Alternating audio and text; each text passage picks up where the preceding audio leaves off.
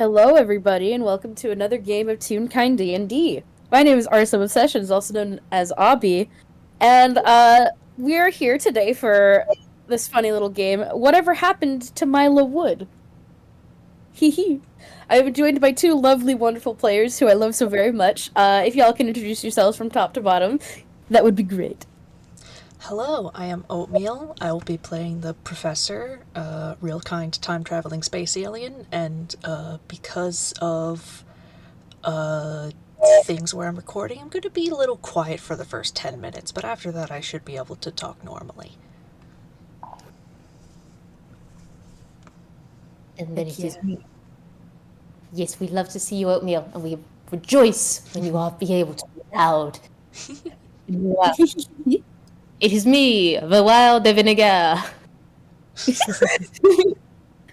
I am still that, Lewis. If you hear this, I'm sorry. Not. Anyway, hi everyone. It's me, always on the bullshit, and I am joined by Detective Little Lynn Stagehand, and we're gonna see what we get into today, motherpeckers. We sure are. We sure are. Cause boy howdy, there's lore here. There's lore here that your characters need to figure out. As we do. Mm-hmm.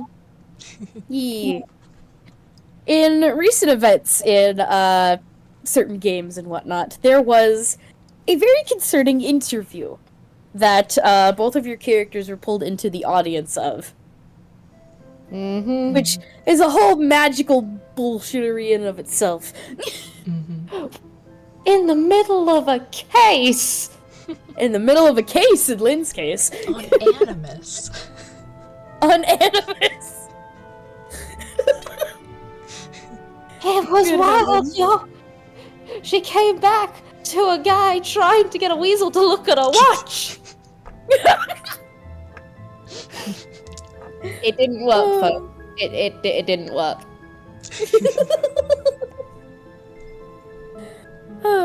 But yes, regardless, the both of your characters saw that interview and learned some pretty concerning things about a Mr. Misery, but also about a Milo Woode. And curiosity's piqued for, albeit probably very different reasons. You guys have decided to start looking into what the heck happened to this guy? Wait, what happened to this guy? Whatever happened to Milo Woode?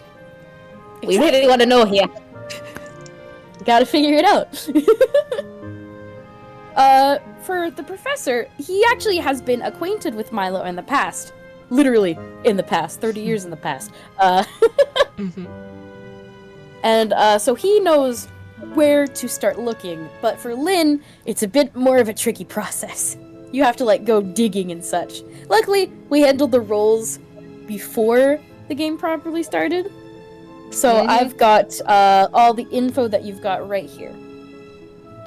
Which I'm just gonna read to the general audience after copy and pasting it into the chat so that we can all follow along. Which I will say here and now, guys, she rolled a 26. When we say Lynn, go dig, she goes, you got it, and she just goes. She goes. Alright. What Lynn knows. Milo Woode was a wooden warforged who lived in Tinkerton, a large city on an island located in the Independent Isles. He was described as a curious, helpful individual who often experimented with inventions and magical items.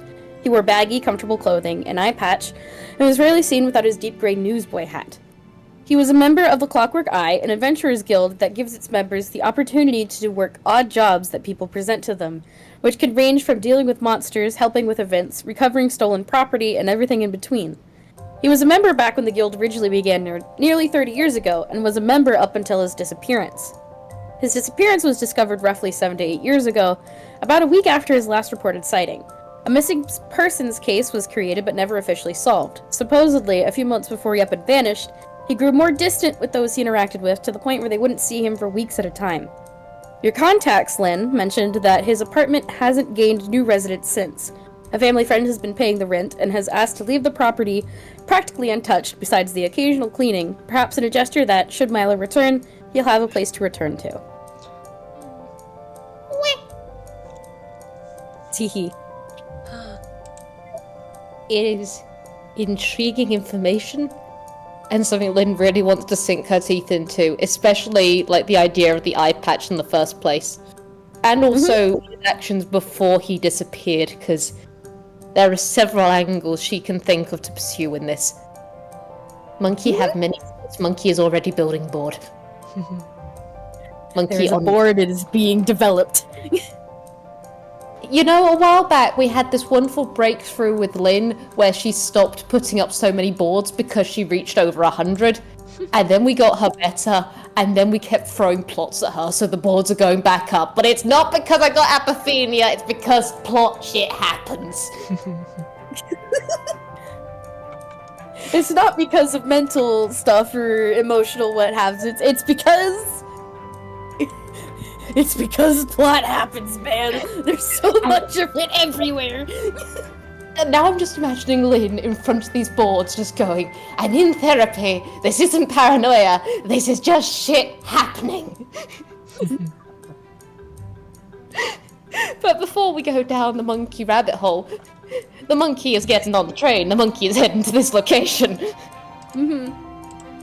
Which is a fun first question for your characters. How did y'all come about to arriving at Tinkerton? Does it have a teleportation circle? It didn't in the past, but it does now. Then that is what Professor would have used. Heck yeah. You know, so we get everyone on the same page. I was gonna say the Tinkerton Tinker Train, but I think the Tinkerton Tinker Teleportation works better. Listen, I had to. You got me in the giggles. But Tinkerton, Tinker Train. They actually do have a train there that goes around the city. It's pretty nice. Lynn's adding it to her to-do list after, you know, everything else. Just have a nice day afterwards, go on train ride. But for now, teleportation. Teleportation station. It's like an airport, but with teleporting.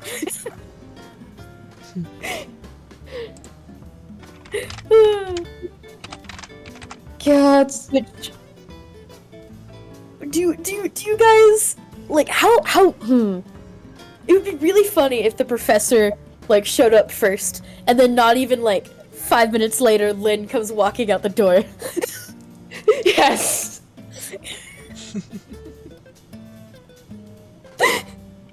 Once again, no one expected the monkey. No one expected the monkey. Yeah, sure. I mean, he is a distinctive guy. He is. Like the professor. Oh yeah. Wonderful guy. We love him. Yeah. One of a kind, real kind. God. So, there's... How is the professor, you know, getting here? Out the teleportation. How's he doing?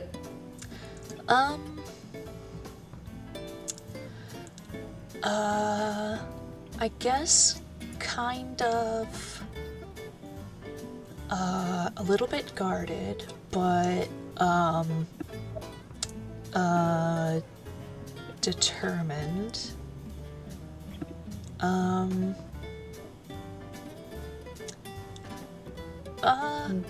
Yeah, no, I think that's probably most of it.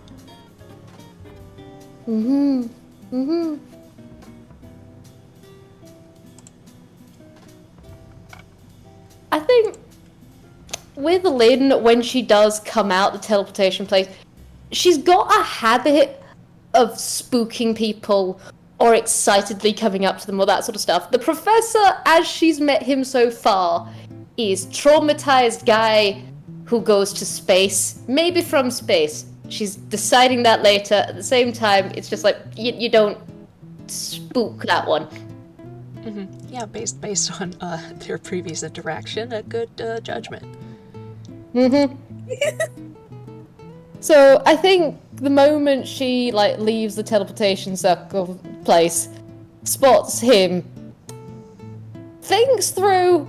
I don't know whether he recognizes her, but she recognizes him from the interview, seeing as she was an entirely different Toon at the time. But she's just gonna like perk up, tail perk up, and everything, and then just go, "Oh, Professor." Oh, detective. Hey, What? small world. Right. I would ask what brings you to Tinkerton, but I think I have an idea. Good. Love it when those happen. You And looked different at the interview, but the boys confirmed with me that it was you, in fact. yes. It was a wonderful form at the time. I admit, not fond of the hourglass usually, but man, I made it work for that occasion. And we had a great time at the disco. Oh, good. Love a disco. Yeah, killed it. Oh, she sure did.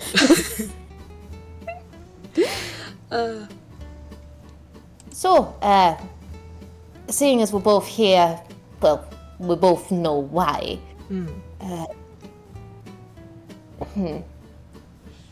How deep are you into all this? I mean, we can walk and talk as we're going, or we can find somewhere to quickly share notes if you like.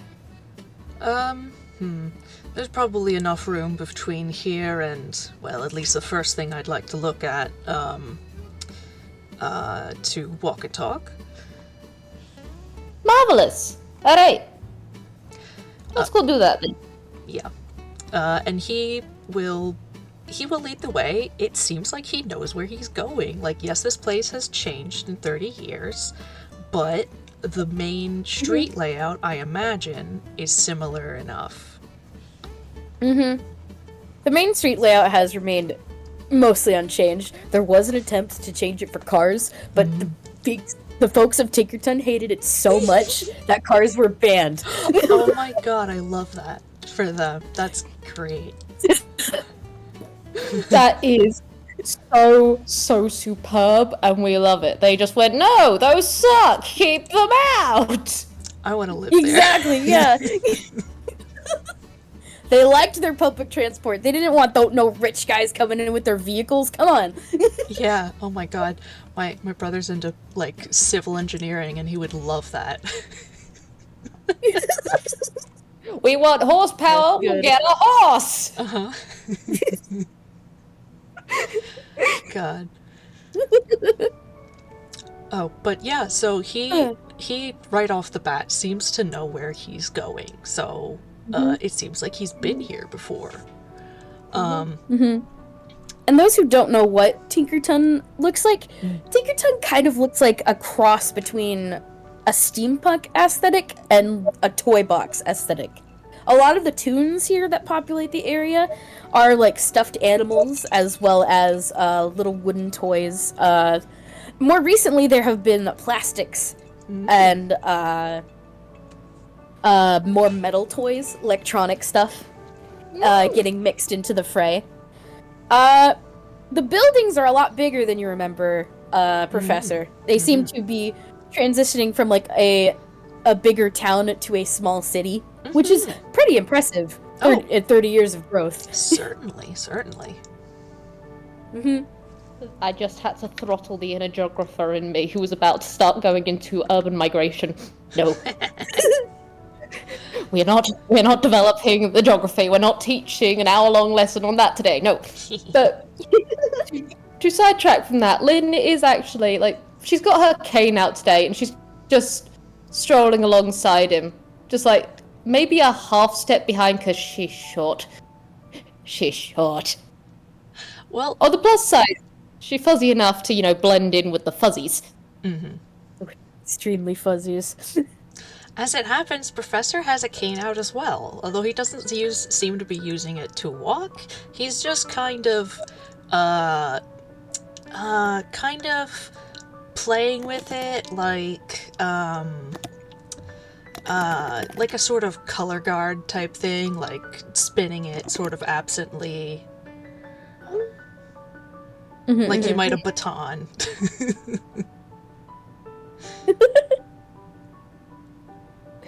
You know what? She is appreciative of that. It does look cool.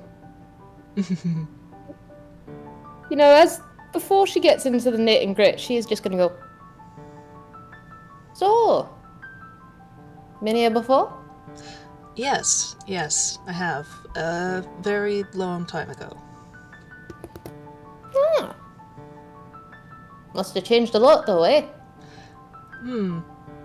It has. It's certainly developed quite a bit. Glory of Anquil. We sprout, we grow. Some things boom. Yeah, some things go through complete changes. Yeah, it's definitely a fast-growing sort of trend in Inkwell. Has to be. Imagination, powerful thing. But, how long ago are we talking, if you don't mind me asking? 30 years. It was about 193 AE. Not of character, that's after erasure. Yeah. So She is just gonna give a low whistle at that. She's like, damn. And you don't look it. Well, that's been quite sporadic then, eh?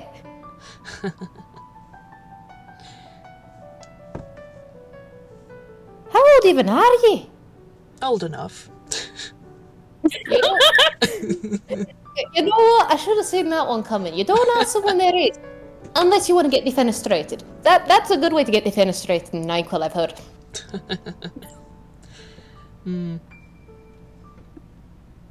Yeah, seems like something that happens a lot.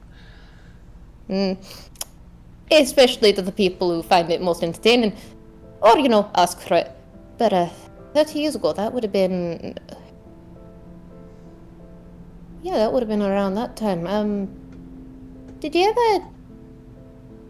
Did the Clockwork Eye start around then, if my reading of history is correct? It did. It was just starting out. They were established enough to have a building and some connections and means and a reputation, but they were still using second-hand furniture. Ah, well, don't knock the second hand. It's picking fantastic stuff. Can be really no. hardy. Oh, of course. Of course. But, you know.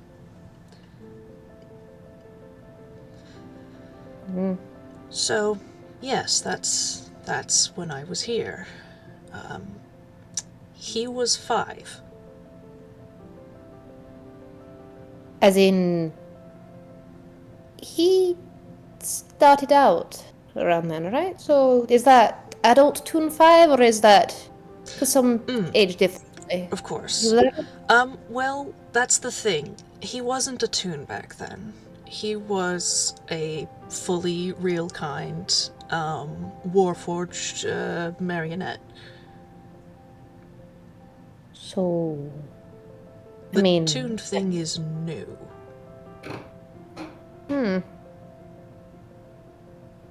Well, that's concerning. So, being a warforged, he was an adult. Aye. But just an inexperienced one.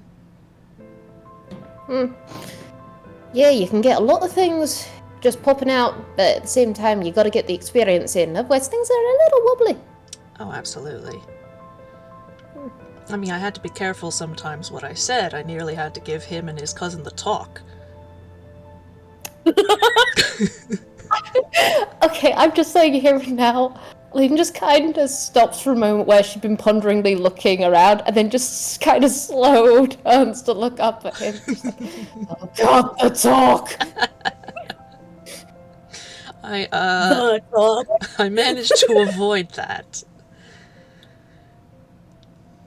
Okay. I don't even know how that talk would work. Because I know we got the birds, the bees, and the ink pot, but you know what? We're gonna package that away for another occasion. I'm gonna ponder that at some point.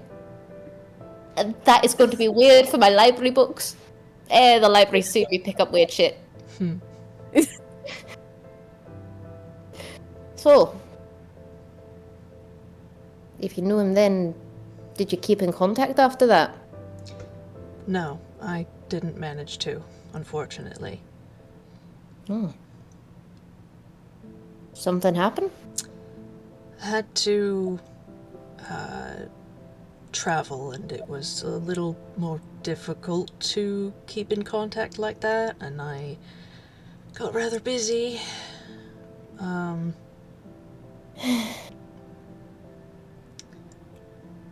Really just didn't have the opportunity, unfortunately. I felt that. Alright. Okay, so, well, we know one place to go. You already said that you had, other places with, Were there any other people with you, like any other friends we could possibly reach out to, contact on this?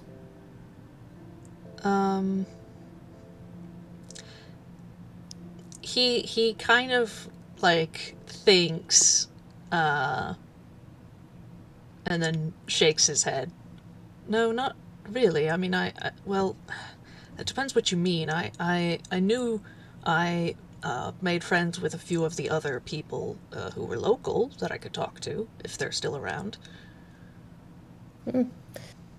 Indeed. It's... Yeah, normally with plot significant time periods, there's groups of people, parties and such. So I was thinking if there were anyone else that was with you and him, maybe we could contact them, but at the same time, locals work. Well, there was his cousin, I suppose. Yeah, the, mentioned in the interview, the chef, I believe? Baker, yes, Pam. Ah. Indeed. I do hope she got her bakery. I'll check later on if you like. I've got contacts all over Inkwell. If she's out there, I'll know. Yes, I think she intended to try something in the mainland. Good for her. Alright.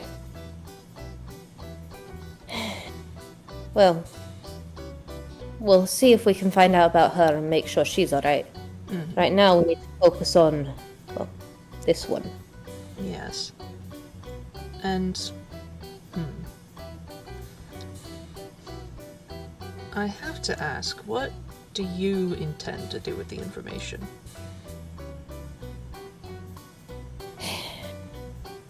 Honestly, depends on what we find. This circumstance is a tricky one, especially with certain information that I came across recently. Or an item sort of deal that happened. I have queries, wonders about certain things, but things aren't adding up with this one. And hey, if we can figure out what exactly happened those 7 or 8 years ago to this person you knew 30 years ago, we might be able to take a very significant being off the board of the, not so nice side. Yeah, one way or another. What happened 7 to 8 years ago? Or, well, why that? Why that? Why then? Do you not know that? No. I didn't know who... I had never heard the name Mr. Misery until that interview. Okay. And she does actually stop for a moment. Not stop walking, but stop talking just a moment, just to look around and make sure that they're, you know, isolated enough that people aren't listening. Because you do just get people randomly listening in at, you know, coffee stops and those sorts of things. I feel like I should roll perception because Professor is going to look around for a specific individual. Huh? Let's see. Let's... Okay. May I roll perception as the Lynn watching out for people? I'm presuming the professor's gonna get more by sheer fact of it, Professor. He know this place. Nah, he rolled a 7. He ain't getting shit. Okay. He's a bit focused on what do you mean what happened that long ago. Meanwhile, Lynn get a 30. Oh. Okay, well...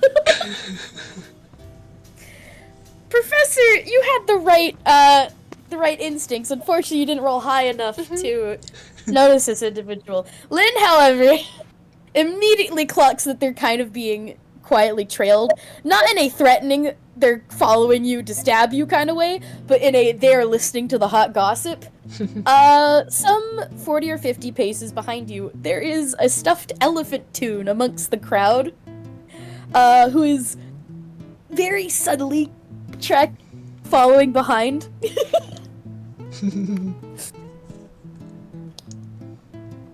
The way Lynn looks is...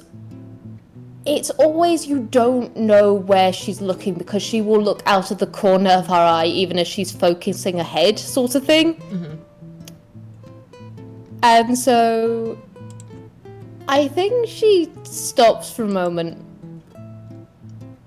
And she does clock that, but it is a short moment. She just goes...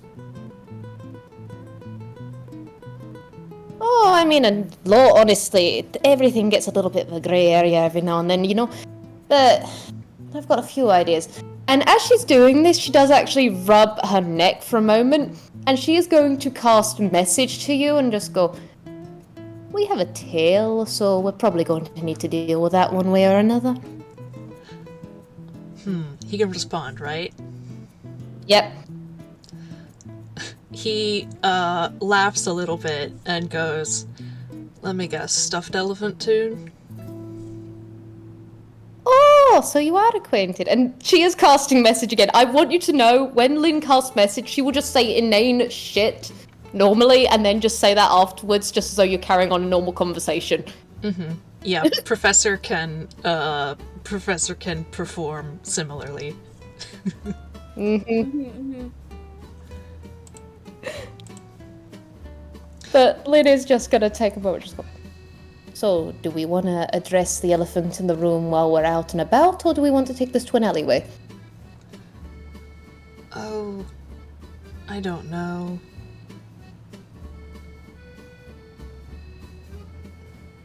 Let's try talking. We can always find a private place later. True. If you know him, do you want to address this first, or shall I? No, perhaps I ought to. Good idea.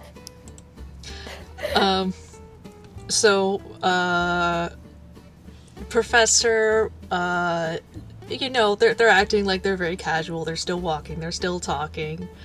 And then Professor will, stop swinging his cane around, halt, about face, and, cross his arms, and find, Eves in the crowd. Eves was casually following behind and then, like, has realized you've stopped, and so has, like, also stopped and turned, slightly stanced. Uh-huh. Oh,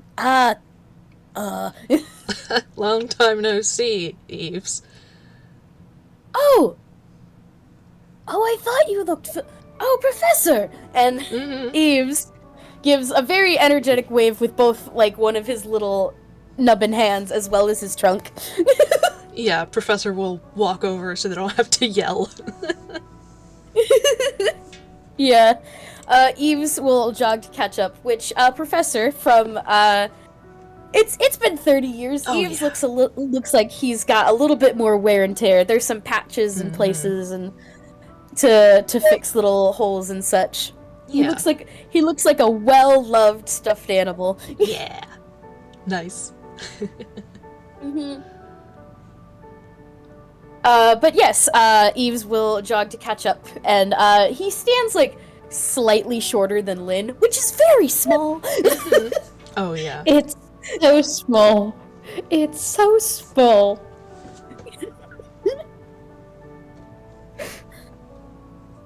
Well, what brings you back into town? It's been a while. Oh, it has. It has. Fortunately, couldn't visit earlier, else I would have. But no, actually, I'm helping the detective over here with a case. A case, you say? And Eves, both of the little elephant ears have raised up significantly, and he just the little button eyes are gleaming as he like looks over at Lynn. Mm-hmm. Just like, oh, you've got dirt? You've got dirt to share with me? The gossip lover? Oh my god. I will just say, Lynn absolutely. She wanted to know the play, because if this guy had run, she would have chased. I'm just telling you here and now. This monkey has the instinct of if the guy runs, she chase. Yeah. Mm-hmm. Until then, she just had her cane planted, just like half turned away to observe, and just seeing how the professor would play this, and then just comes over with a smile and just goes, "Hi, Detective Stagehand, at your service." Detective Stagehand. I'm gonna roll a history check. It's gonna be a low DC by sheer fact of the reputation Lynn has around Eichel. It's like the engineer has in the film industry. Yeah. Oh yeah, you know this one. 19, yeah. Oh, Detective Stagehand, what brings you here? And like he very energetically like reaches out one of his little little hands to shake your hand if offered. Yeah, absolutely. She will extend, like, probably extend her left hand for it. Just give it a big shake and just go, you know, the cases come and go, but old cases, they get rather interesting when they come into the light. And one passed my way, so I thought I'd take a look at an old cold one. Ooh, cold case. And now Eves is just rubbing his little hands together. Professor. Lynn's just gonna... Oh, go ahead. I was actually going to say Lynn was just going to cast a very quick glance up at the professor, just as a, how in the know do we want to play this kind of glance?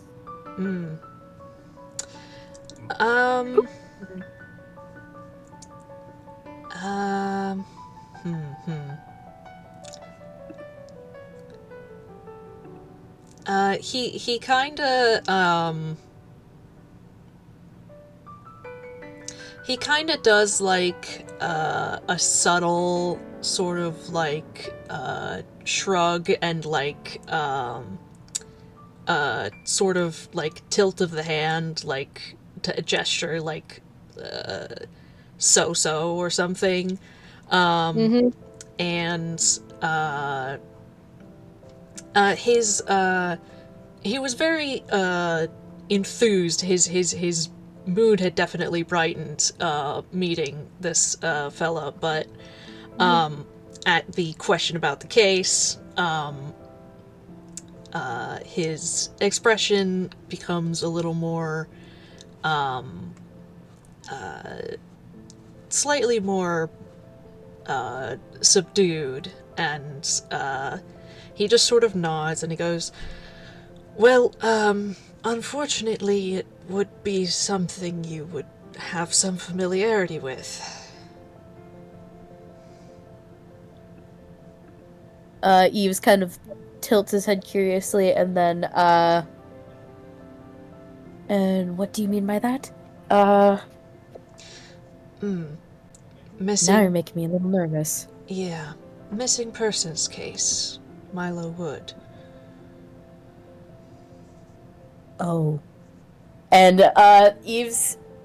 both of Eve's ears just kind of droop at either side of his head for a moment. Yeah, Professor nods. That one. Indeed. Ugh. Eves just kind of rubs the back of his non-existent neck. It's kind of more of a seam where the head meets the shoulders.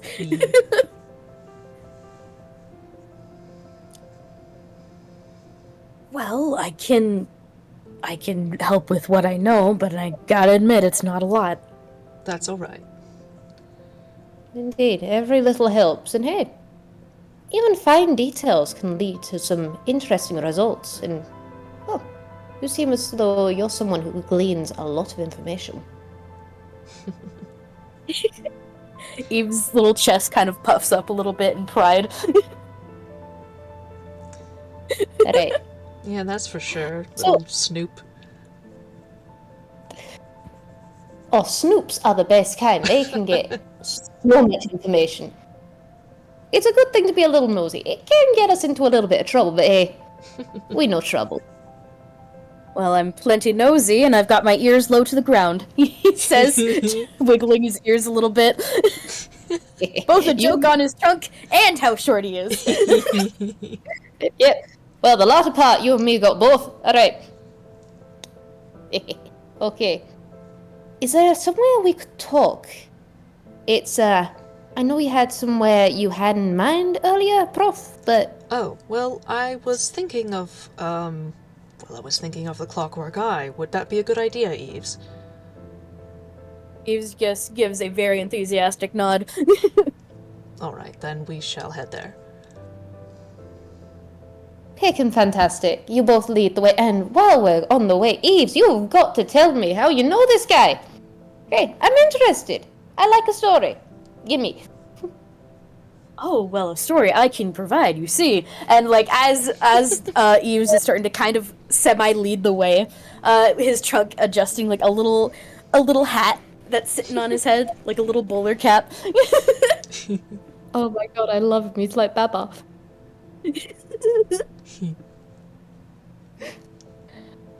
Well, some 30-something years ago, the good old professor showed up at our doorstep. Literally. Well, sort of. Well, you were not unconscious at the time. I'm sorry, you were what? I was in rather bad shape. Bless your dear cotton socks. How? Who? If I remember correctly, you had gotten through in a bad scrap with some folks. Yes, that's correct. I was the first out, and I was moved, and I wasn't sure where my companions were. Oh, bless. That's rough. Pretty lucky you met up with them later down the line, but... It was Milo, actually, who brought him in and helped patch him up. Yes. Saved my life, honestly.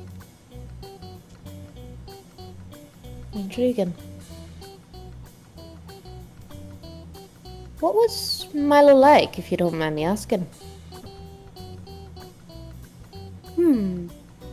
Well, I didn't know him as personally as some of the other folks of the Clockwork Eye, but he was a polite fellow, kept to himself a lot of the time. Very curious. Loved to know how things worked. One time he took apart the coffee machine. Oh, no. Oh, It took him a bit to put it back together, but it worked wonders once he managed to get it working again. That figures. Mm-hmm. There was 3 days without coffee. Oh, how did you survive? I don't know how. Oh, he's a real sweetheart. Not especially social, but once you got him going, he could have a full conversation with you, certainly.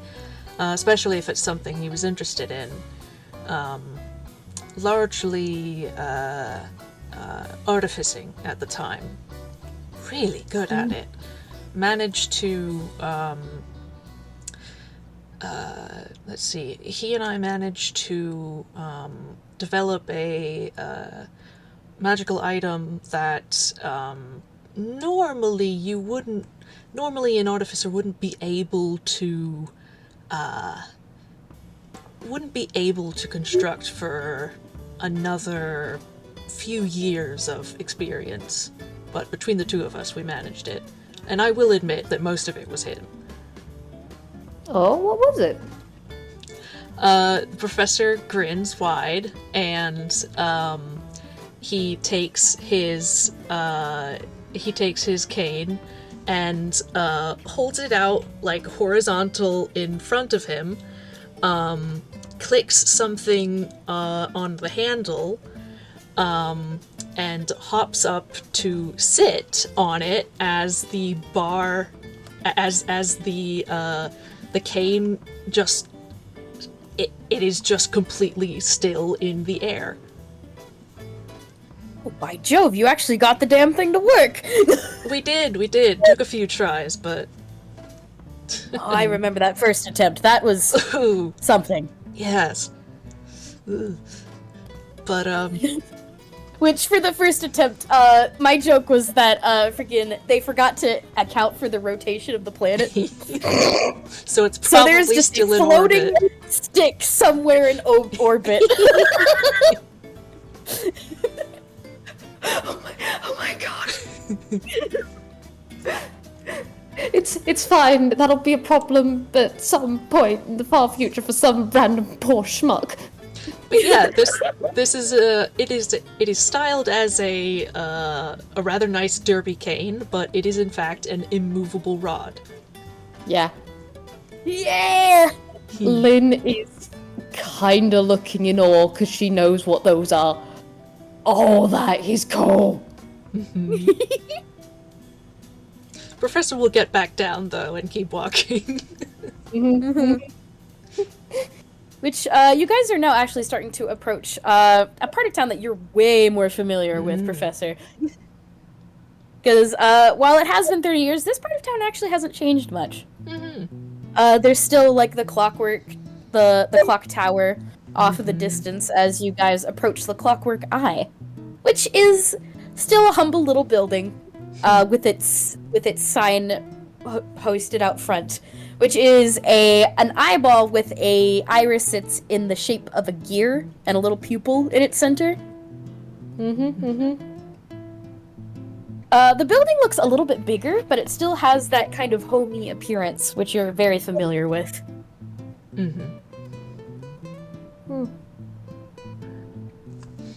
Oh, lovely to see this place again. Yeah, Eves just beams brightly. Oh, yes. Business has been much better as of recently. Oh, good. Oh? What kind Yes, of Business has been talking about branching our service out to further in Inkwell. We actually are able to take jobs from everywhere around the Independent Isles now. Oh, that's fascinating. I bet that teleportation station helps. Oh, it does. It does. A lot of the funding from that came from us, actually. I believe it. I believe it. Doing some proper good for your community. And it'll be good to see some extra hands out there further. Damn right. Indeed. We need every hand we can get, and you guys are doing some real good. Aw, Eves is just beaming with pride as he goes up the little steps into the front door. Which, opening the front door, has a very familiar sounding jingle of a bell. As, you all step inside. Can I get y'all to roll a perception check? Yes. Ooh, nat 20. Ooh! Oh, yes! You know, I think it's really good that Lynn is actually, for once, following someone else's lead on a situation. She's usually forced to be the extrovert leader. Right now, she's enjoying just having the professor be the main person and her just contribute. Well, with a 27 and a natural 20, 24, yeah, y'all got the details in the bag. Stepping inside, Professor, the interior of the building seems to have changed a lot. For one thing, it's a lot bigger, perhaps to accommodate for more people. Directly in front of you is the familiar front desk that Tootsie usually works at. In fact, she's sitting there right now, tending to some paperwork, as well as what looks like a very grouchy rabbit Toon. A very grouchy stuffed rabbit. Off to the side, there's the common area, and while the common area is actually a lot bigger than it used to be, it used to be just like a few couches, some chairs, maybe a single bookshelf. Now there's oh gosh, what's that called? A ping pong table, a billiards table. There's a place where you can play cards. There's also still that kind of like nook and little nook for reading and studying and such. Oh, nice. Please tell me there are some stuffed dogs playing cards at the table. There are, yeah. Yes! I love you. As well as a giraffe. Nice. You know, A that large wooden giraffe. You know, like those wooden toys with the segments that allow it to bend? Yes, I used to have one of those. I did as well. Oh god, that's nostalgia. It's that, but it's a giraffe. Oh. No, literally the one I had was a giraffe. Yeah, same. Oh, nice! You know, I'm just imagining the noise that they make when, you know, they collapse slightly, and I'm just imagining that, just trying to look over at the other cards. Just that specific noise. Every time that giraffe does it, like one of the stuffed dogs tunes like immediately fold their cards against their chest, like, dude. There is no stealth with that one. There is no There's stealth. no stealth with that one. Goodness. But yeah, it seems like they have definitely made it bigger for both of the members that they've been gaining, as well as it seems to be like a more public area as well, because there are people who aren't members who are just having fun in the common area.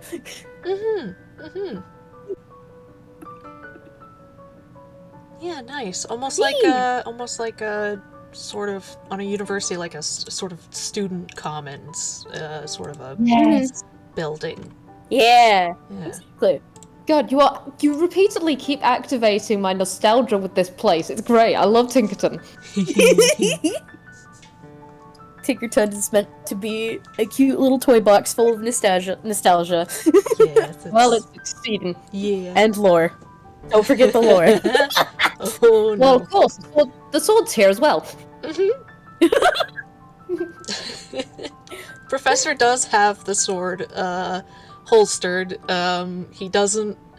It's kind of under his coat right now, but it does have a sparkly red ribbon on it today. Aw, cute.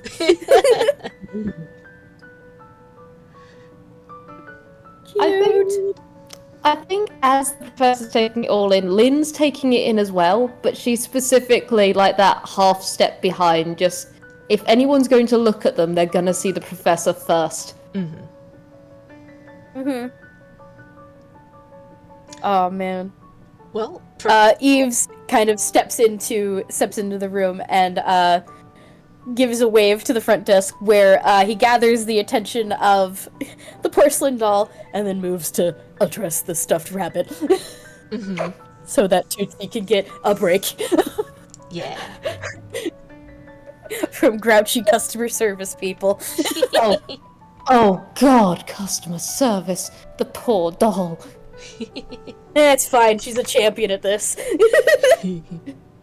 But yeah, Professor will walk up and catch her attention.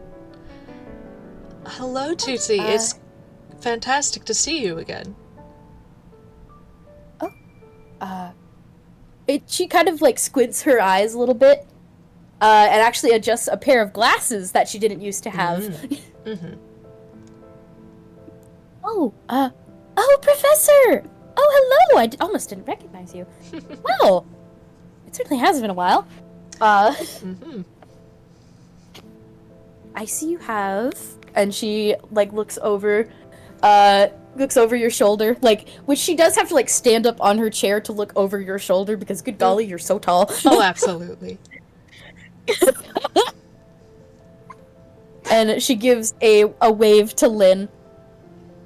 Okay, the sheer fact of the height you'd have to get, you just see the top of Lynn's little blue hat before she does this look. She does look up. For a second, you probably... I'm glad that everyone here is short, because otherwise you'd go, oh, he has a child, and then it's look up, no, that is a full-grown monkey. A lot of these toy tunes are very, very small. Yes, and we love Except for the giraffe. Yeah. Which, every time we say the giraffe's name, I imagine the clatter now. But Lynn does just give a little wave and just go, hi, pleasure to meet you. Pleasure to meet you as well. What brings you both here?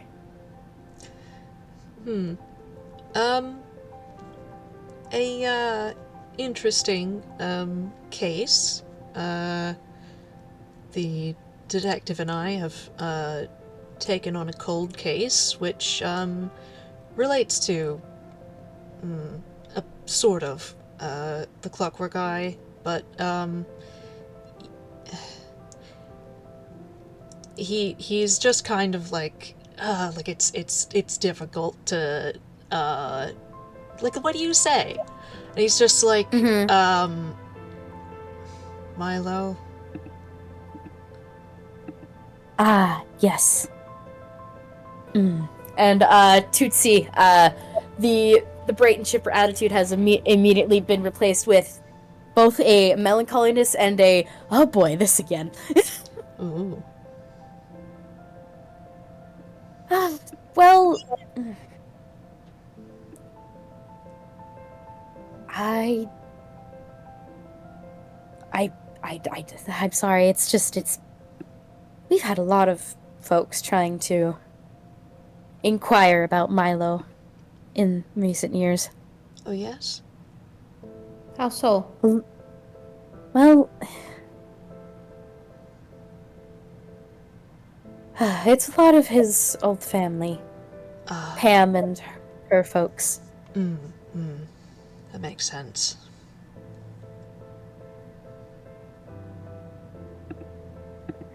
I'm sorry to bring it up. No, it's all right. To be honest, I'm a little glad somebody's looking into it again. And, well, you can't do much better than Detective Lynn Stagehand. And he sort of does, like, a thumb gesture back at Lynn. Oh, okay. Tootsie just kind of, like, looks at Lynn with a new light. Because with her eyesight, he wasn't sure if he'd recognize her. Yeah. And Lynn at that introduction does just, like, step closer into view, adjust the very distinctive hat, and then puts her tail on display where it'd been curled behind her. Just, oh no, even if you are pretty hard of sight, bright golden crooked tail is distinct. For sure.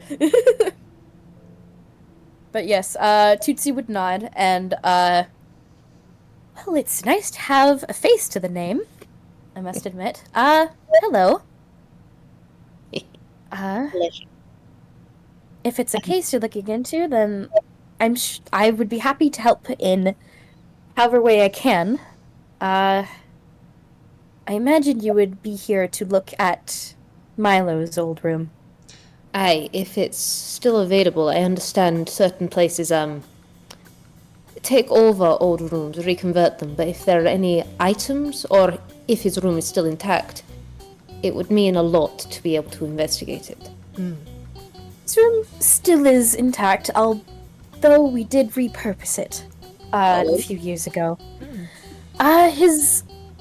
He still had his apartment that his family is paying for a little bit a ways away on the other side of town, but there was just a lot of folks coming in. We had to make more space, you know? Oh, Aye, naturally. I completely understand. If you don't mind me asking, the family friend that's helping out with that, building the property that Milo owned, do you know who that is? Me sweating. You could just say it's one of Pam's relatives. Yeah, it is one of Pam's relatives. I just don't have a name. And I don't want to step on Starb's toes for lore, so... Yeah. It's one of get a Pam's name. relatives. Yeah. You can just say rattles off a name. Lynn will note it down. Mm-hmm. Yeah. Alright, good to know. If you don't mind, like, I understand you're working the front desk, that sort of thing. If you could accompany us back there, so that we can get it. I don't want to get lost in your fine establishment. It's the architecture here is beautiful. I would get lost. No, you're fine. I would love to accompany you. Here, follow me. And, she hops down from her chair, which is an ordeal, because it's a very tall stool so that she can properly sit up at the tall desk and address the people who come in. She herself is a doll. She's like the size of a doll. Yeah. Oh my...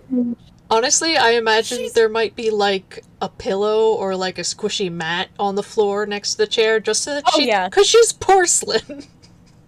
Yeah. She is a porcelain doll. She's got a lot of accommodations around for her. It's very cute. She's beloved. Lynn has known her less than an hour, and she's already like, okay, I like this one. Get this one nice things. Oh, real quick, before we move on to the next place, can I ask for a really short break? Mm-hmm. Aye. Alright, I just That need sounds a second. perfect, actually, because it's been a good hour or so, Okay. We'll take a 5-minute break, go refill water, go do whatever it is you need to. We'll be back after these short messages. Alright. How are you all doing? I'm ready. Ready to start whenever. Alright. Let's do it. Okay. Hopping right back into it. So, I'm gonna say that Tootsie has led you up the stairs, which the stairs are made for both bigger folks and littler toons. Like, kind of like, there's two little ones side by side, one for, like, smaller toons and one for more quote-unquote regular-sized folk. Okay, I'm saying here and now, Lynn is loving this place because she lives in Halloween Town and all those guys are tall. And yes, yes, it's accommodated so that she could get around, thank you, Kara. At the same time, oh god, this place is so super adapted. And she's not- They also have an elevator. They have a goddamn elevator. Okay, Lynn actually, she indulges her inner moment just for a moment. She just goes, hey, before we leave here, we're going in that. Professor just raises his To the eyebrows. elevator. Just like, Do you alright. have any idea how modern that technology is? We're going in that! Some. Sure. That is so newfangled. It's beautiful. It's still like one of those older elevators. Well, quote unquote older. It would be older for us, not for these tunes. Where like there's somebody standing inside to flick the lever up and down. Oh my god, they And got stop the the bell. elevator. Yeah, the bell.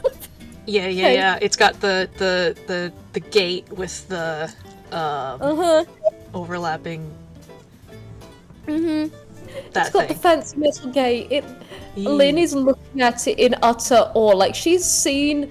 Like, there are security cameras and that sort of stuff. She knows the film industry, that sort of stuff. All of that sort of thing. That's normal. That's new. That's not even new anymore. This is up there with computers. This is intriguing.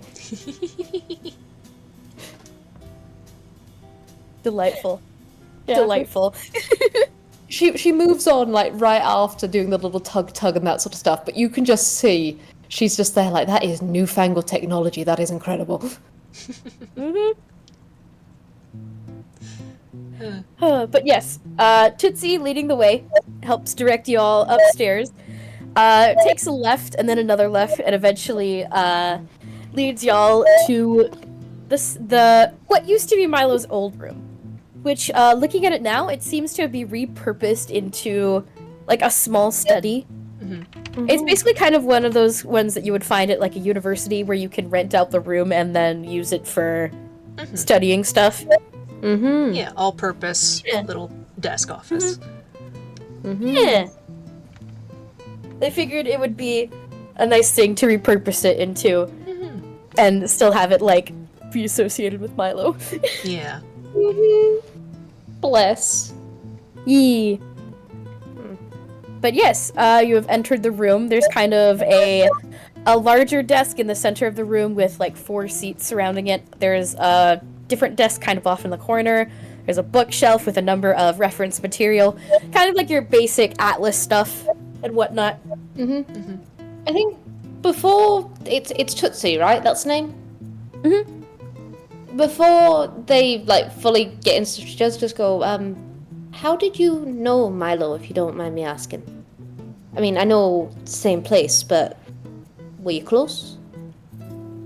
I think we were very close, yes. He was one of the original members when we first started up the Clockwork Eye. How did that founding come about? Was he part of that founding, or? Well, not part of the founding, but he was one of the first people who signed on. He was rather excited for it, too. Nah, a helper. Fascinating. Absolutely. There is one question I have. If you knew him from the very start, he was quite, from what I've read or what I know, wore an eye patch. Was that something that happened on one of your adventures, or was that from before? Professor's brows furrow and he looks to Tootsie because he doesn't know this part. That one was more of a... Well, I say recent, but it's been years. It's after me. His last job that he took. It was an injury that... Well... Is there a report on that case anywhere? I'd have to look again, but...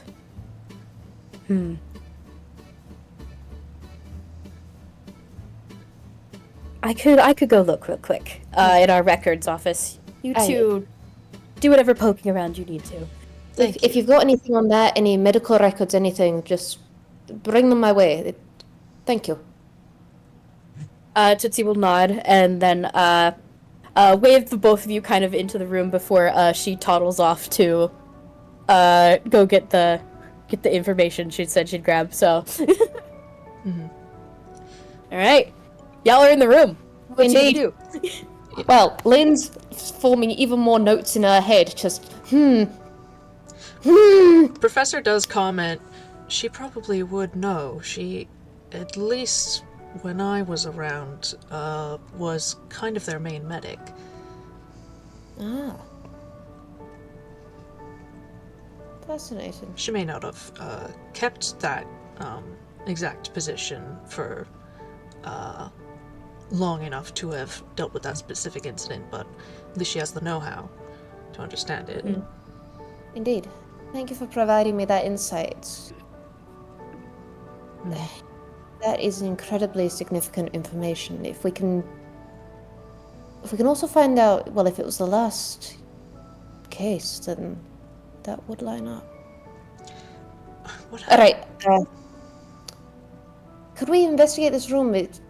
You said Milo was an artificer, so logically there might be some trick panels or such. Oh, wouldn't put it past him. All right. You take high, I take low? Well, actually, I can climb very high. What do you want to take? Whatever's easiest for you. If you give me a boost, I can probably get up high. Lynn's going to take a quick look around to see, like, what would be a logical place? What are the walls like here? Are they wooden The paneling? walls- Oh, sorry, the you walls, like for a lot of Tinkerton, the walls and the building construction material is usually wood, and it's more par for the course a lot for this room as well. A lot of wood. There are so many places there could be secrets. There is some drywall, but drywall is like a recent thing for them. It's in the more modern parts of the building, and this is an older part, so it's definitely more the rudimentary wood stuff. Let's see. You know what? I think Lynn's just gonna let her inner monkey just flow. She case, this is room. She want investigation. She want investigation delight. She wants secrets. She wants secret delight. I'm gonna roll investigation and see what we turn up. Nice. Heck yeah. Roll me that investigation. That's a nat 20. What? Whoa! I'm trying to find. I have an item that can give me like a little plus to this. I think it was You actually. know what? I'm adding guidance. I'm adding guidance for Shiggles. I just want big number delight here. Absolutely.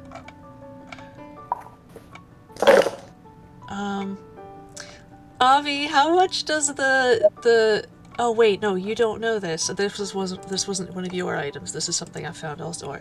Where's the darn it? Hang on. Okay. Oh, Pat, you. Okay, that's a nat 20 for a 30. Oh, sweet heavens. When Okay, when I say Lynn want secrets, she want the secret delight. You give the secret monkey delight. Okay, this is it. Well, That's I'll let Professor roll and see what he gets. not as good. It's fine, but it's not as good. Oh, you were in the gallery. Let's see. Oh shit! Thank you. Yep. Well. Yeah, it's a 15. It's passable. 15 and a 30. I'm gonna go with the lower number first, and then we'll resolve the high number.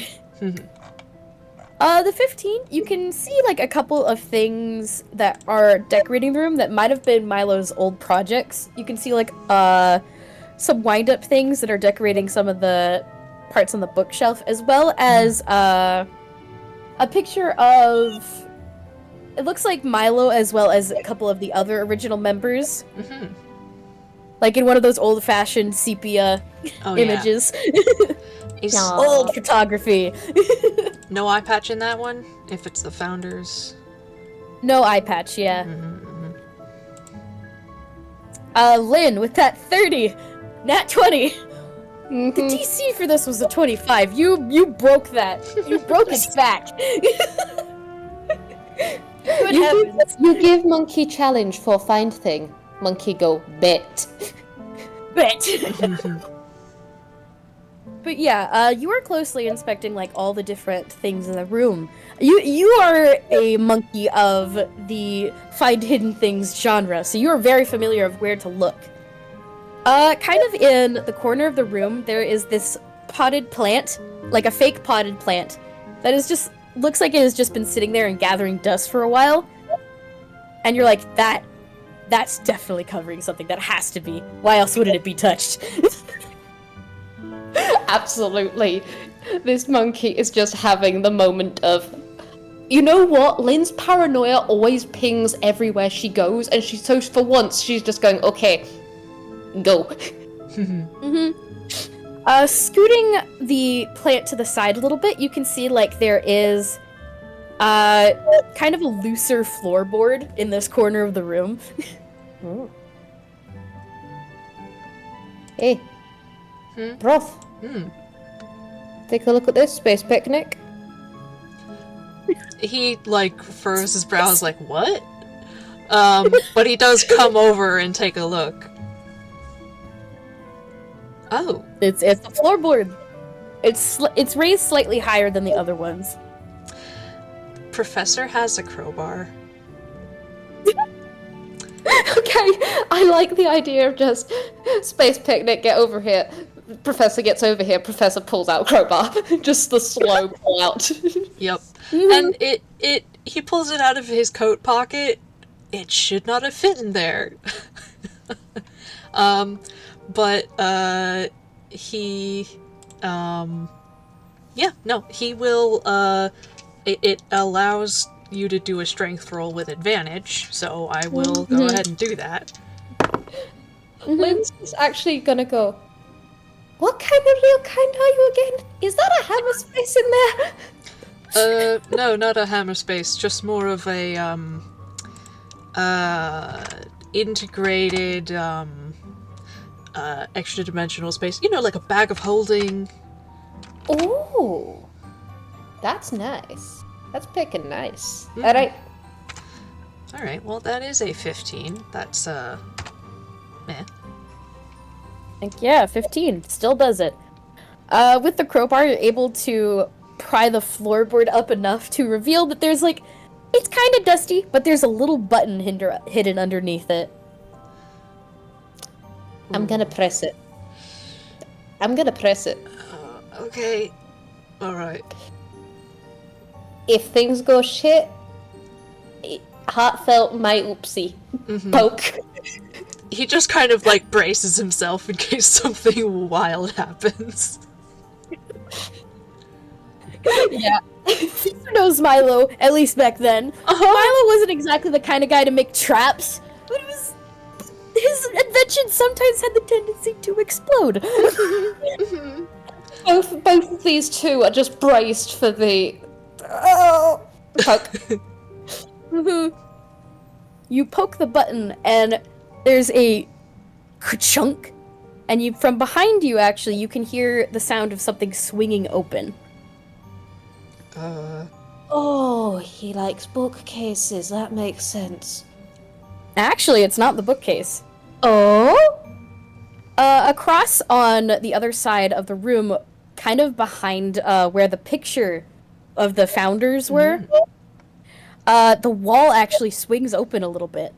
Like it was on a hinge and locked shut, but you're able to get it open by pressing this button. Okay, that is intriguing.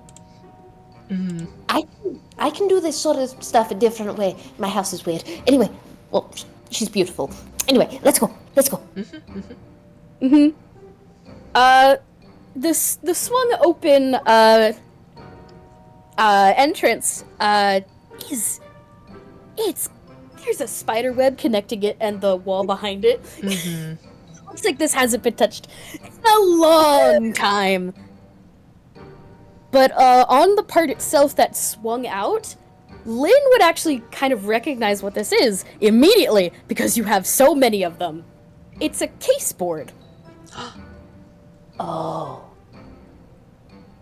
Milo, what were you into? And she is coming in. This is full investigation mode now. This is board-to-board communication.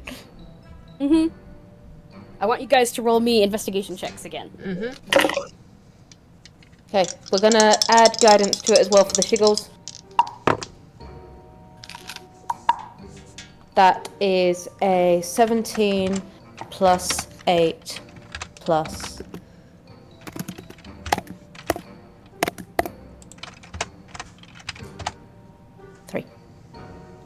Professor got a 24.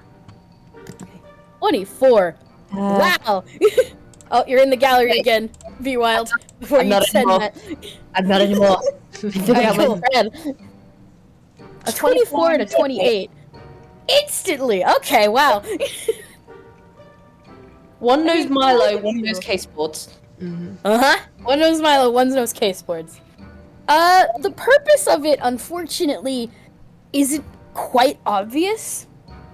It seems to be like more of a lot of thoughts being strung together on a flat surface to visualize it, but what those thoughts are would probably be only obvious to Milo himself. But a lot of the information on it, and a lot of the strings that are connecting things to places, seem to be locations around town. There is one which depicts a picture of a local museum where there is a note underneath it which reads art show.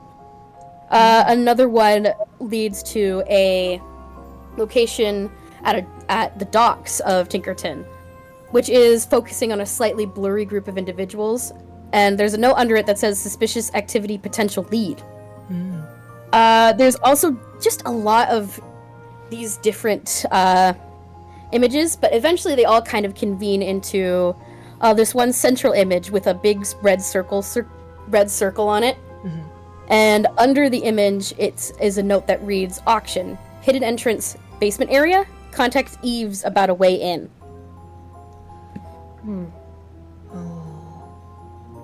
What? Alright.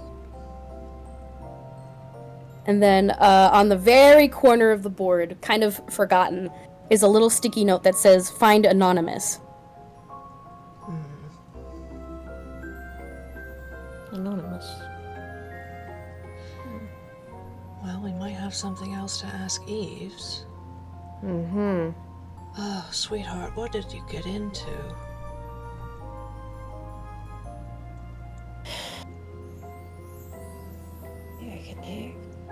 I have to imagine that this was the case. Aye. Or was leading to the case. This might have been several cases. Indeed. Or a complete accident. Sometimes, when you're on a major breakthrough, another plot takes you by the hand.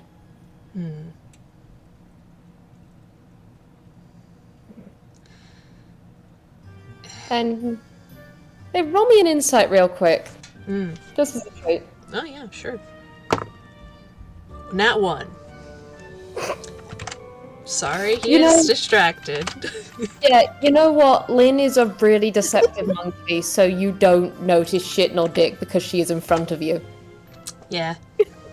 It's... For our audience, she does go to rub at her shoulder and just put her hand over her brooch instead. Ugh. Ugh. Yeah. Ugh, the lore. Ugh. But she does just go, okay. When- It's... Oh, you go. When did you say he disappeared? Is that what happened 7 to 8 years ago? Aye. It was, no one's quite sure. There was a week between his last reported sighting and confirmation. It was never officially solved, and he'd been... They think he was missing a few months before. He just vanished. He was distant with those around him, from what I know. That's They odd. didn't see him for weeks. Right. I'm gonna admit, I almost... That sounds like the opposite of what he was like, from what you've said, what they've said, right? Well, frankly, yes, he was not exactly a social butterfly, but he liked people. He liked helping people. He always was interested in what was going on and wanted to know things, wanted to know what people knew.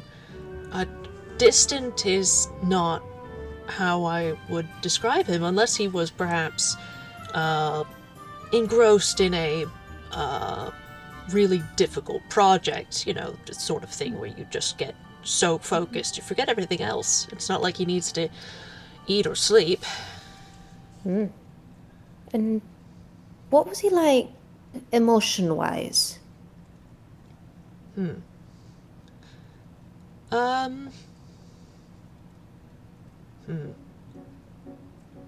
I don't know. Just sort of a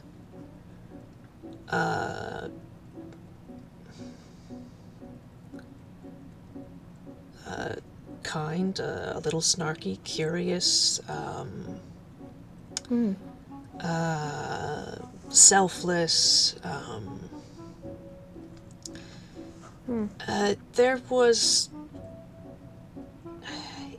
There were things that I think troubled him. I didn't quite get to really ask much about it, but there were moments in which it seemed like he'd ask about something casually, and I could get the impression that it was maybe part of a bigger question he might have had. He didn't. An example in particular, he asked me what it's like to feel like a physical sensation. He like taps his hand with his other hand. He couldn't. He could get maybe temperature extremes, but no sense of touch. And the fact that he brought it up and asked about it seemed significant to me. I mean, he was a real kind warforged living amongst Toons, who, yes, alright, a lot of them are, styled like, normally inanimate objects, if you know what I mean, or materials that in real kind form wouldn't be animate, but they still have all the normal senses of your average humanoid. I mean, I don't know if it was because I don't know. Aye. Toons are strange in those sorts of aspects, but aye. Thank you.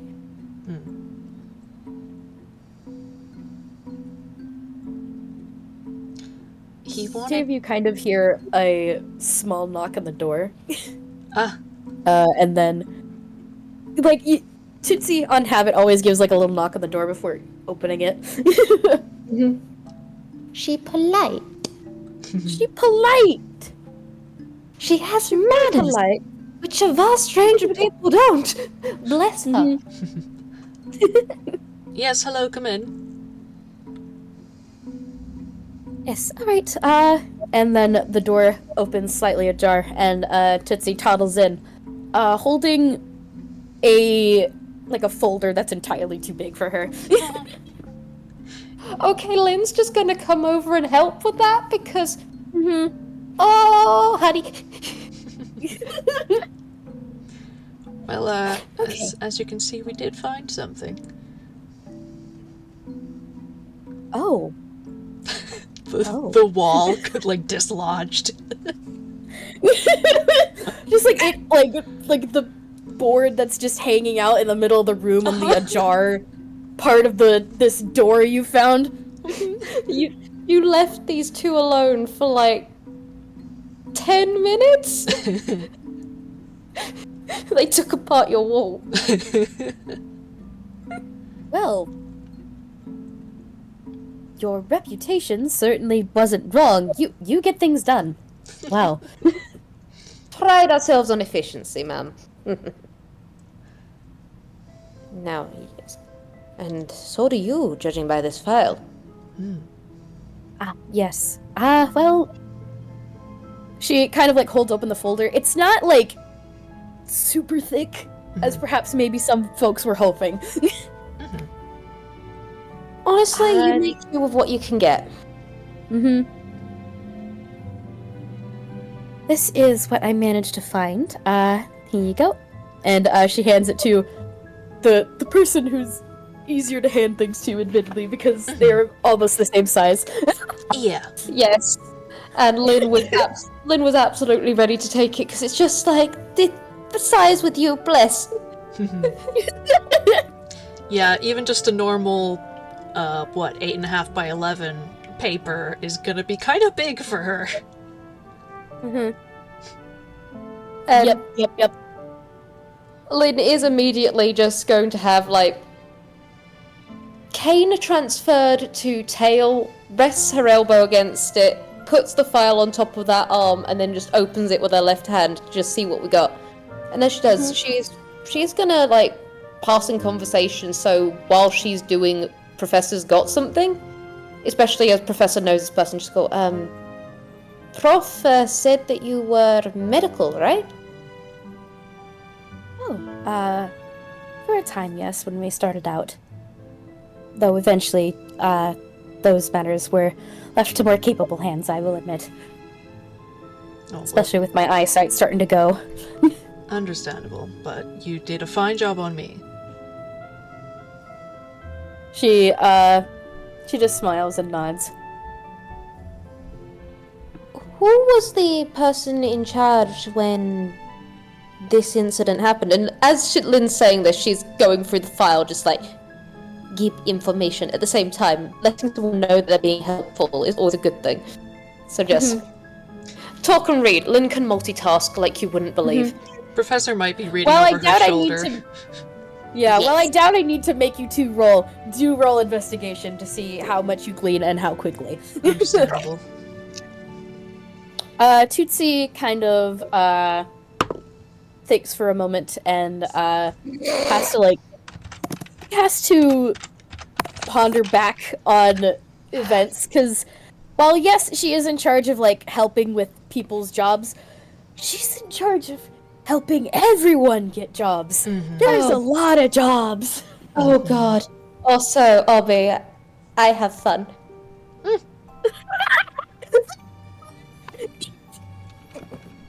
Golly, That sure is a 31. I'm not surprised. But wow. With a 31, it actually, you don't really find much of a medical record about the incident. You know, honestly, she kind of feared that would be a case. And which explains why Tootsie eventually comes out with a shrug, like, I don't remember.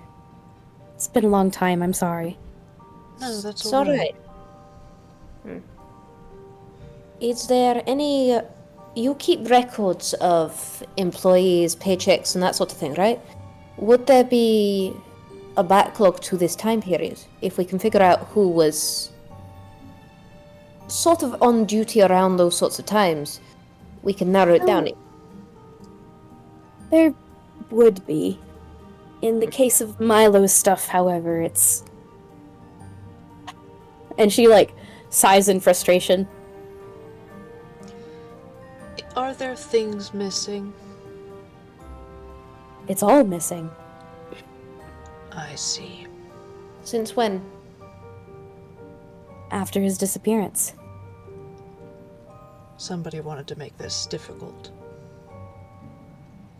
And he looks at Lynn, because Lynn will probably remember that during the interview, Mr. Misery was a bit surprised at Mike Standee knowing so much, and upon the mention of Milo Woode, was sort of like, oh, well, I thought I buried that pretty well. Yeah. Whatever happened to him when Milo Woode became Miss Rem led to him and whatever was doing all of this burying it all. Yeah. And hey, Milo would be someone with the best access to know how to get into this place undetected and such. Absolutely. Get all these records. So yeah, Lynn and the professor are both picking up what the other's putting down. All silently, between Tootsie. Yep. With also the 18 and the 31, good golly, the both of you. You would find that the file also contains some other information, specifically on the job that Milo took. This last job. Amazingly, it's the one thing that was unscathed by the purge of information. The shredder. Because,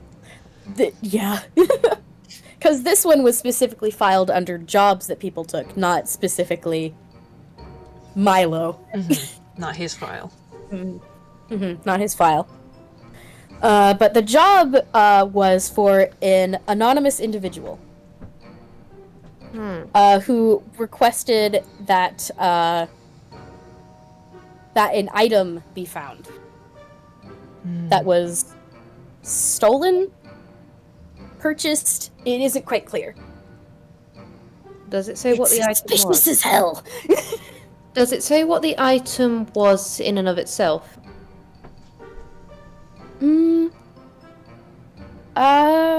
Best guess? Because it's all a lot of... Probably a mirror. A mirror? Well, they don't have an exact, they don't have an exact image of it, just a description. Uh-huh.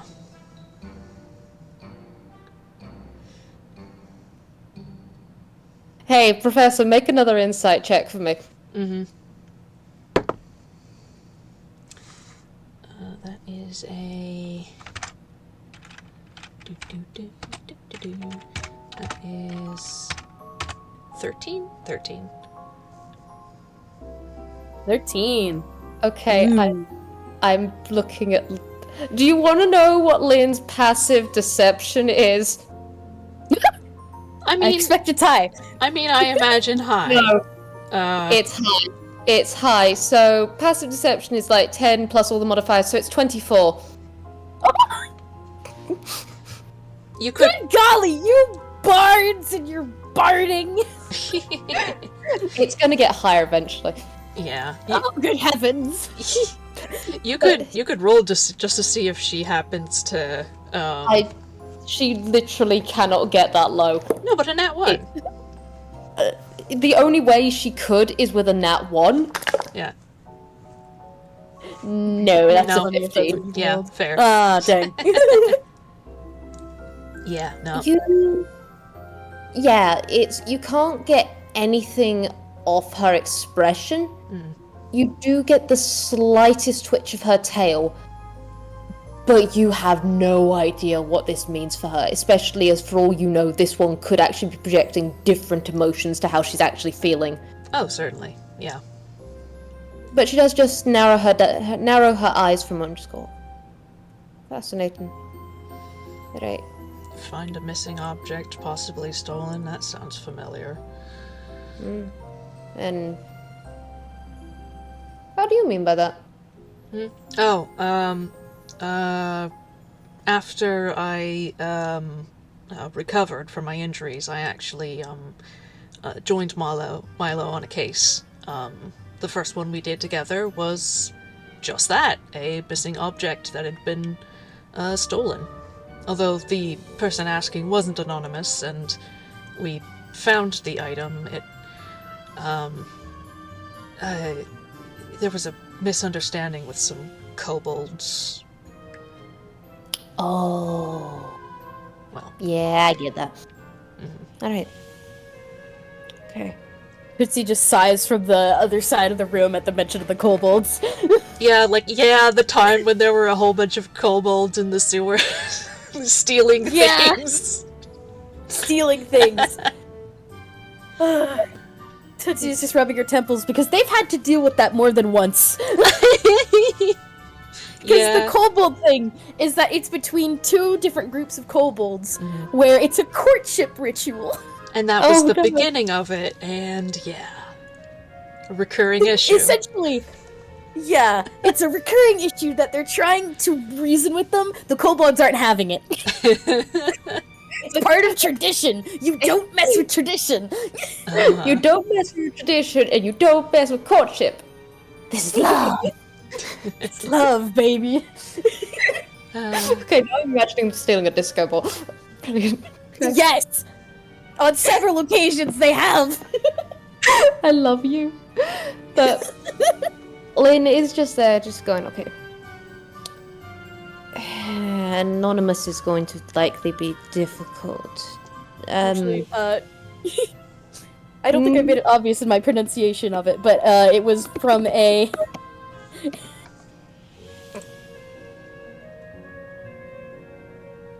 anonymous individual.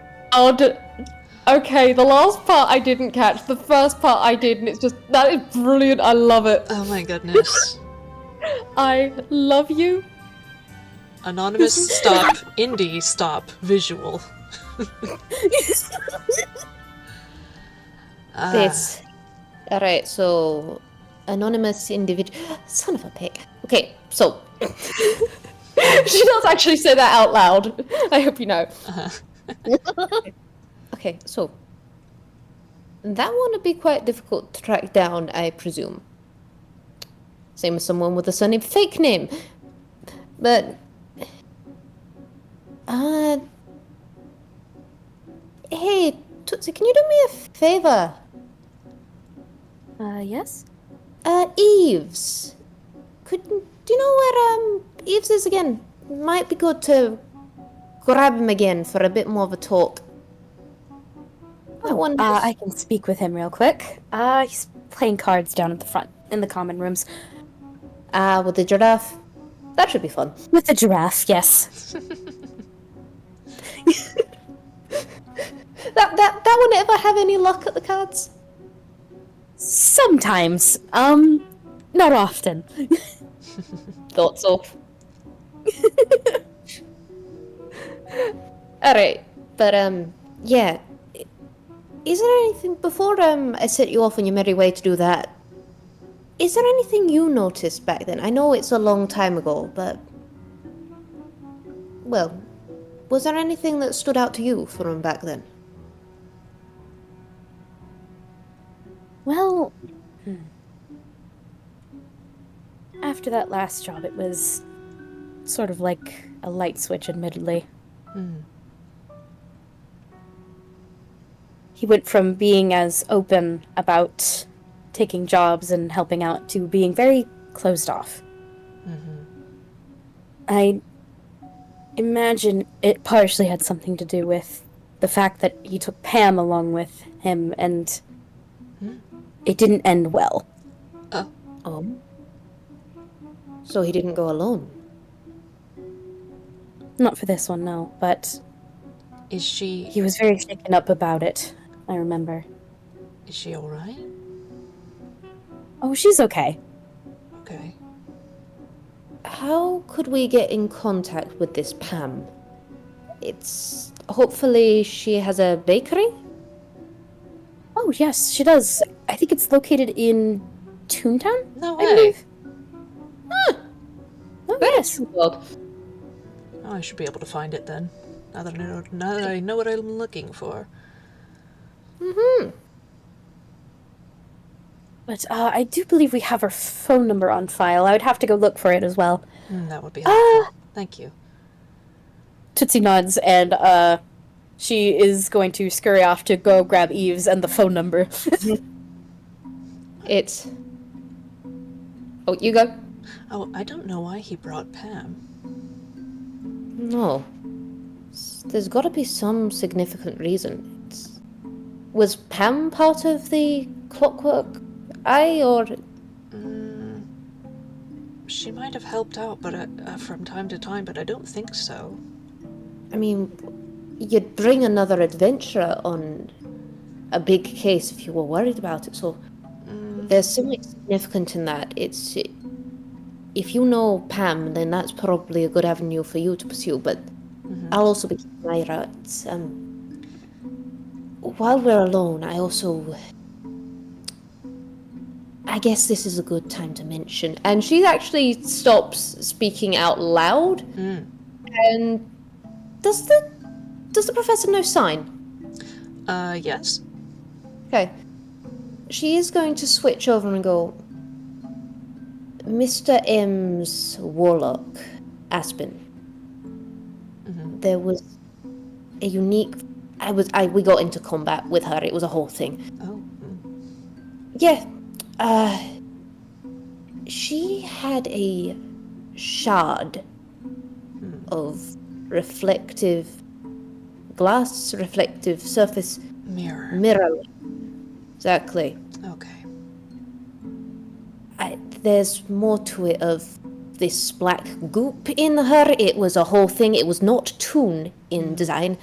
I know, I verified it very thoroughly in that combat. But that's part of it. What pretty critical is that shard, when you saw your reflection in it, it reflected your worst self.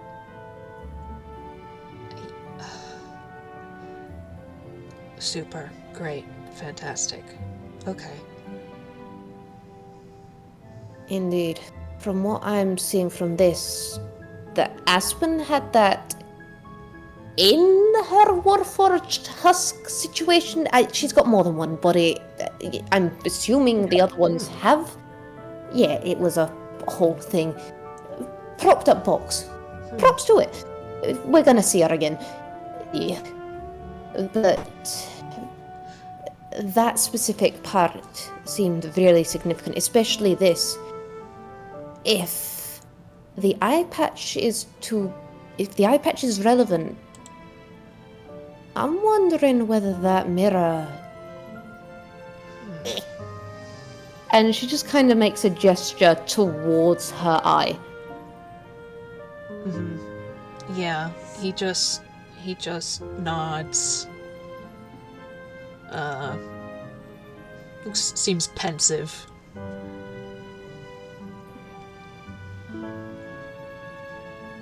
Without any the medical records would be quite significant on that sort of stuff to find out what happened in that. And You guys roll me maybe in either intelligence or insight. Let's go. Nat 20. Which one's? Ooh! Nat 20! Yo! Pog! Which is good because my intelligence modifier is a... Wait, intelligence or insight, you said? Intelligence or insight, yes. Intelligence or insight? Not sure if it matters. Question: Do they give different things, or is it the same thing? Kind of same thing in different ways. Okay, I'm gonna go. Yeah, let's go for the higher. I'll go for intelligence. Dang, 24, 26. Hehe. Okay. I'm assuming the 26 is intelligence and the 24 is... Wait, no, is that insight? 26 was insight, 24 was intelligence. Oh, I did that wrong. I meant to do intelligence and then I added my insight modifier, so it should just be a flat nat 20. Because I don't have an intelligence modifier. Okay, well... You know what? That makes sense for him. He impulse control. Yeah. Okay, so how Lynn comes to this conclusion, from what you've heard about Milo, especially some of the insecurities that the professor gleaned of asking about, like, what touch was like, perhaps he felt different in some way. And the logical step of, he is different. Very different than a lot of the people here. It very well could have been a situation where the best person to fix Milo was Milo.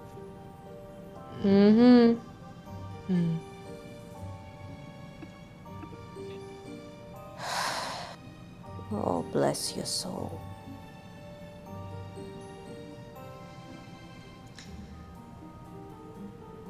Okay. Huh. Now, I suppose there wouldn't necessarily be a medical record. He was an artificer. He mentioned working on himself. That's common for Warforged with the affinity for mechanics. And if no one has an ability to tell what he's meant to be like on the inside, if something goes wrong, this sort of thing can fester and grow.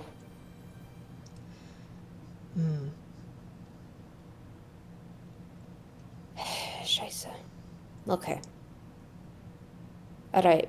I want to get a little more information out of Eves on all of this. We might If the apartment is perfectly intact, we might be able to find more of his notes if he was disappearing for periods. Part of it might be in a safe haven in a home. We'll also need to figure out, I mean, we know who he has ties with nowadays, but all of this had to grow over time, so finding out that sort of stuff, I guess it starts with home base.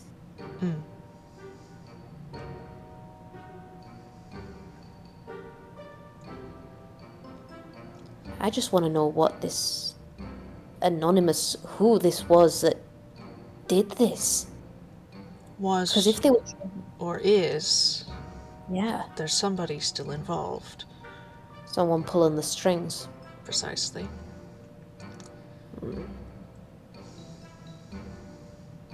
I do wonder whether... Around this time that you can hear the little porcelain footsteps, this time accompanied by the sound of soft pillows. Which aren't quite pillows, they're just footsteps. They're the little steppies. Unfortunately Little for steppies. Eve's very good hearing, they were signing. Yep. Yep. Yeah. No gossip. Yeah. All of eavesdropping is destroyed when you do sign language. Which is exactly why Lynn's methods are message while saying insane shit, sign language sometimes while saying insane shit, and every now and then switching to another language because she knows quite a few. Uh-huh. Entirely valid. But yes, there's once again the two little knocks on the door before the door opens, and Tootsie ushers Eve's inside and then kind of waits at the doorway. Hello. Hello again. Oh wow. And he just like looks at the the caseboard behind you guys. Right? Right? What can I say? We're efficient. That is it. Wow. I mean, it's very like him, isn't it? It really is. Huh. You know, we might have to check the other rooms now to see if Milo left other secret compartments. Okay, Eve's I'm not even gonna have you roll to see the look that Lynn gets suddenly just perking up, just like, whoa! More secret. This place has suddenly become a personal toy chest of, you know, puzzle box. It's become a personal puzzle box of, do the right thing, you get shiny. You leave an artificer alone long enough and leave them bored enough, they will change the interior. They turned this place into a goddamn puzzle box of a toy box. Puzzle box, toy box. God, those are fun. But Lynn does just, like, look at the backboard. She does kind of look at the professor as though, does the professor want to take this, asking this inquiry? Yeah, he'll just nod.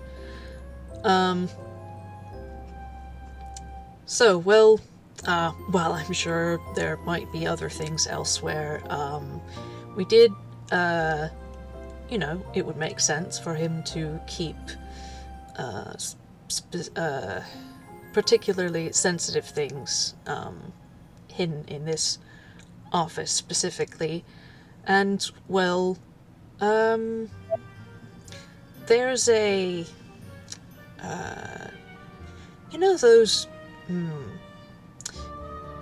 those boards with all the strings and the notes that detectives make? No, I'm seeing it. He just kind of murmurs while looking up at the board. They are so useful and they're so brilliant. I love them. Well, this note, he will point to it, mentions you, asking you potentially something about a secret entrance to a basement auction or something? I don't know if he ever went through with it, but he certainly made a note to ask. Let me see that. And Eves kind of toddles up and drags a chair over so that he can like properly stand up, because he was very tall compared to a lot of these toons. Yeah. Oh yeah. Just another way so he was God bless him. Eves drags over a chair and then hops up onto it and then squints at both the image and the little note. Oh, that place. Oh. Okay. This was this place right here, and he points at it with his trunk, kind of plapping against the image. This is a more public building. Well,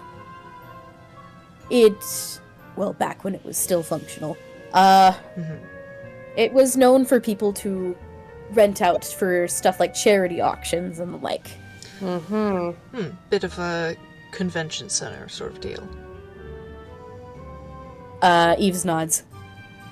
Milo, with this job, asked me to poke around a bit, and I found that there were some folks doing some not so legal sort of auctions.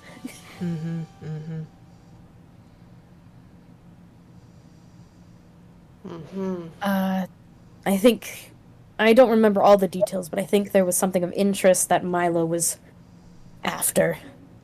And he wanted in. Something on auction?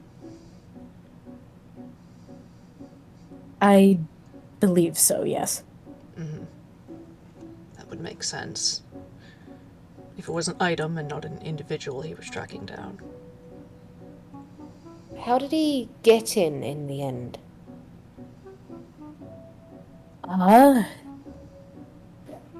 It was actually a very clever little entrance. There was a rug that people would use that would lead to a stairway. Like, how do I put it? A hatch? There was... No, it was a rug that made the hatch. Oh. Weird, magical stuff. Taking magical Portable bullshit. entrance. Portable entrance, if you will. Like a portable hole, only fancier. Oh, very nice.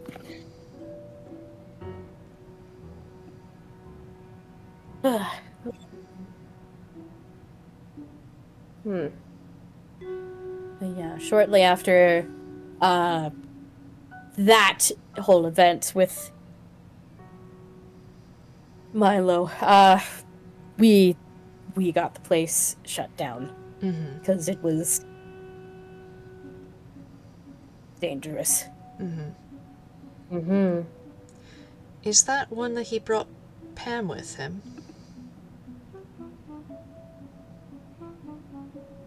There's just like a silence between both Tootsie and Eves, which is eventually broken by Eves nodding.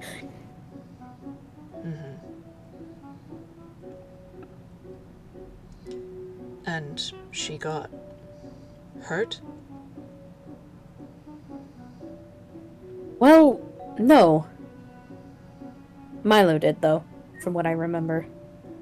Well, it's hard to forget.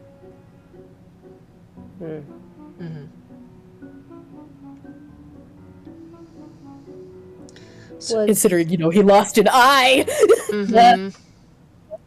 So this happened... How long was this before his disappearance?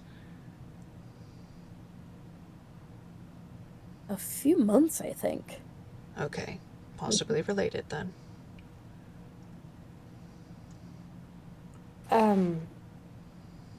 Did Pam manage to give a statement or anything at the time?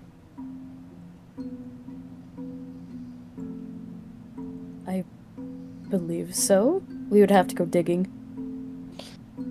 It may take some time. Because again, this was 8 or so years ago when we've got a lot of things to look through. Oh, trust me, I completely get it. The paperwork stacks up, especially when you're doing as many cases as you are. especially with so many people, and, you know, everything you're doing here.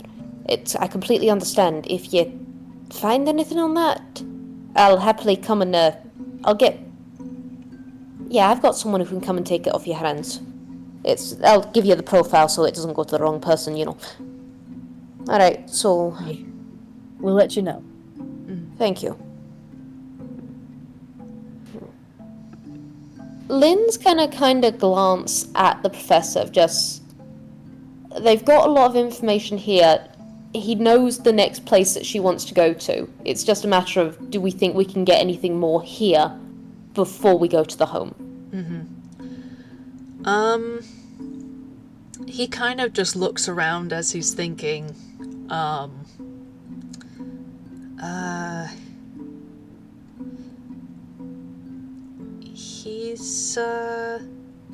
he's not sure, because I can't think of anything. I did just randomly think of one. Yeah? Yeah. Milo spent a lot of time here, and at his own home, I'm presuming. Were there any other places that he frequently went, visited? Even talked about in passing, if you can recall anything like that. It's just old home. Well, there were places like the library. He often frequented Pam's address as well as her relatives. There was the clock tower, at least for a time. Oh, don't get me started on the clock tower. Oh, I want to get you started on the clock tower. Gimme. Ever since the both of you started climbing it, I'm sorry, people have made it a game. Oh no. People have made it a game. I didn't... They've had to up security around there. Oh, stars. It wasn't supposed to be an example. I was just bored. I mean... Boredom does a lot of things for Toons. Yeah. I mean, come on. Climbing a clock tower is such good enrichment. Yes, well, I mean, It really is. at least I had Dimension Door in case I fell. Not everybody does. I mean, to be fair, a bludgeoning damage and such, we can, you know, there's a very neat thing called Acme effect, I believe. I believe that's what the scientists call it. You've got a point. Still, it's tall. And, well, depends how true they're trying to be to what I was doing, because if they're really going to replicate it, they're going to free climb, which is extremely difficult. Okay, Professor, I just want you for absolute shickles. You can have advantage on this one. Roll me an insight. This is a... Bob plus that... 21. You know what? I'm lowering the DC for her for this one thing because it's funny. Professor, the longer you're talking, like, Lynn did ask, like, how tall? And you can kind of see her hands are doing the, please tell me more. And you see in her brain, she's just going, oh, that looks so fun. Oh, I want. It's being added to go in elevator, go on train ride, climb to the top of this bell tower. Mm-hmm. Well, I suppose it's we'll unintentionally started a fad, Professor. Yeah, it's just like, we'll add it to the list of things to look into, maybe. It's low on the list, but...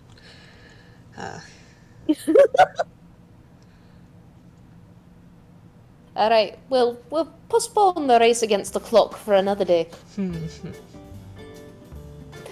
That does ring a certain bell. Anyway. Okay. So, this seems a really good amount of information to start from, thank you. Not a problem. Alright. Probably keep this need to know. I mean, people have already seen us. Gossip happens, but we probably want to keep this room low-key. And Lynn just go to the wall again, do a final, like, little check inside, and then if there's nothing else of relevance in there, she just puts her back to the wall and just nudge closed. Nudge closed, yeah. I will say, Lee... Get that open, by the way. Like, Tootsie chimes from behind. Sorry, could you say that last part again? Tootsie was just like, how did you get that open, by the way? I had a really fun time. Investigate, and then I push a button. And for once, the button didn't lead to doom. You know what makes sense? It wasn't a red button. Those... You can never trust a red button. Professor will walk over and just kind of indicate the spot with his foot. Yeah. Indicate the spot with his foot while all the tunes in the room are just like, oh god, it's the red button, and get like 1,000 yard stare.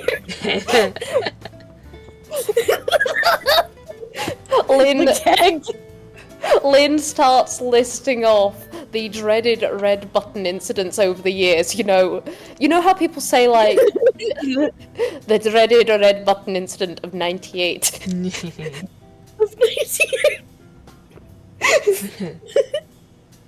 The button of 87. God.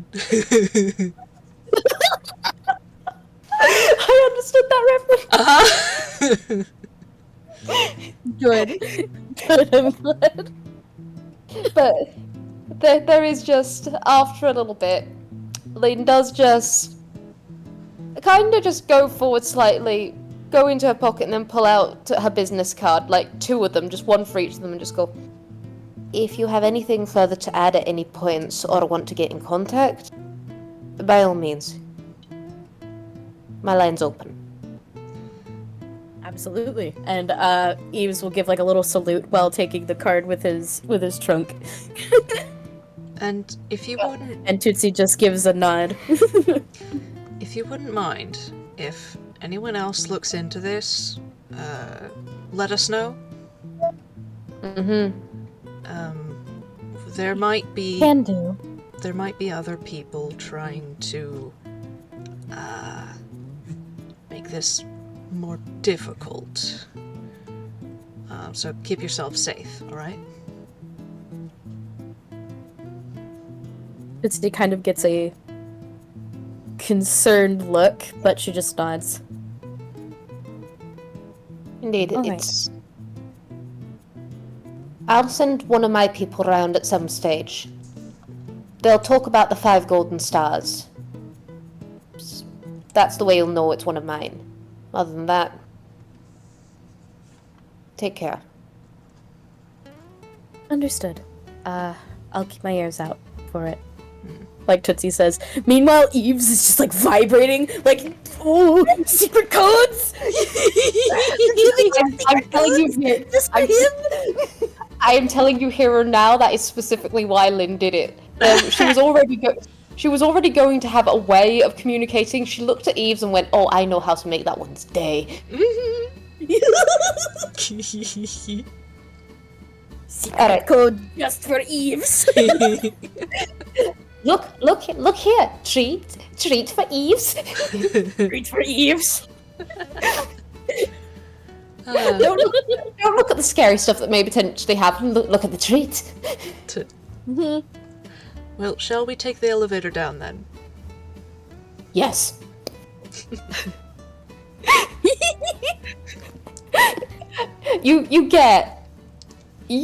Lynn is that respectable old detective nowadays.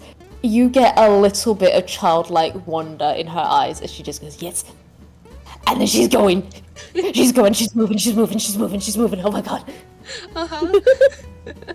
The monkey has been released. This monkey is seeing so many awesome things today. We solved a puzzle, we found questionable things, we're connecting dots. This is better than throwing a cold case pumpkin around. This is the cold case pumpkin, and now we get to go in an elevator. As you guys depart, Tootsie will shoo Eves away before heading into the room to basically just make sure nothing is noticeable. Indeed.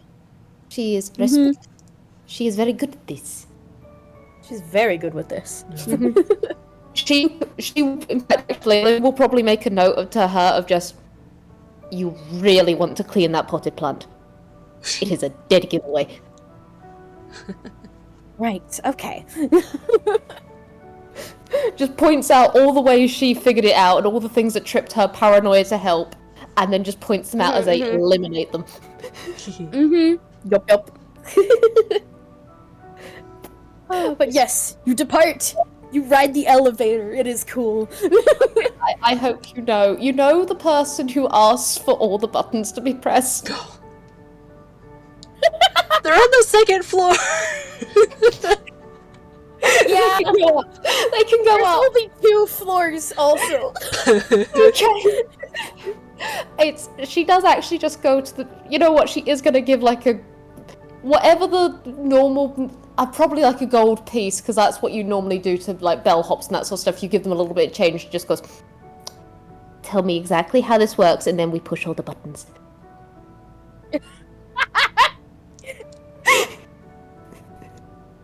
Lynn, you get the explanation from this Toon who looks like they've done this like a dozen times. Giving the whole spiel. She knows this, she respects this, she hopes they at least enjoy this.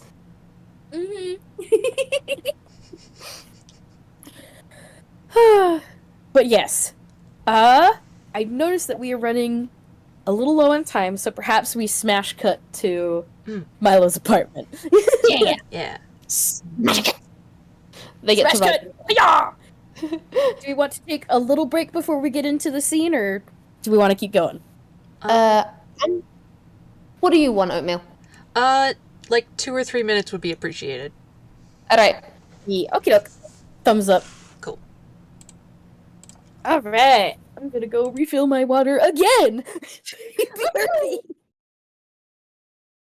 Oh, good. Okay. Okay. Focus. We go to the apartment. Good to go back into it. Yes, okay. Yeah. Smash cut. Here we go. Professor! This is actually a different apartment than the one you're familiar with. Oh! Okay. Yeah, he moved eventually. He upgraded size. It's a bit bigger now. And it's on a ground floor, so... But yeah, despite the different location, once you guys are able to get inside, which I'm just gonna hand wave because again, low on time. Yeah. I gesture at Lynn, thieves' tools, and going, I want in. Yeah, it would have happened. You ever seen those TikToks of the lockpicker guy who picks locks with just a flick of the wrist? Yeah. Lockpicking lawyer, yep. That's the guy. Yep. Professor Wood mentioned, like, this isn't the apartment I visited, so that's, a advantage lost, but still. But yeah. Going into it, yeah, it hasn't been touched. You can tell, because there's a mess. To you, Professor, it's a familiar mess. But it's also a clean mess, because there isn't any dust. They've at least been upkeeping the lack of dust around here. Yeah, not tidy, but clean. Yeah. Milo's apartment looks less like an apartment and more like a cluttered workshop. Again, familiar, yes. I mean, he doesn't have to sleep and he doesn't have to eat, so it's basically location number 2. Yeah. Alright. Yes. Can I get you guys to roll me perception checks as y'all enter into the apartment? Yes.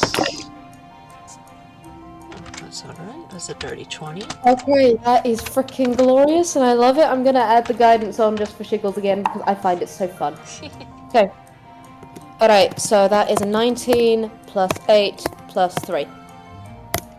Good heavens. Oh. You stick. I'm saying this is the monkey investigator, the detective of Einquell. She go in here and she just go, okay.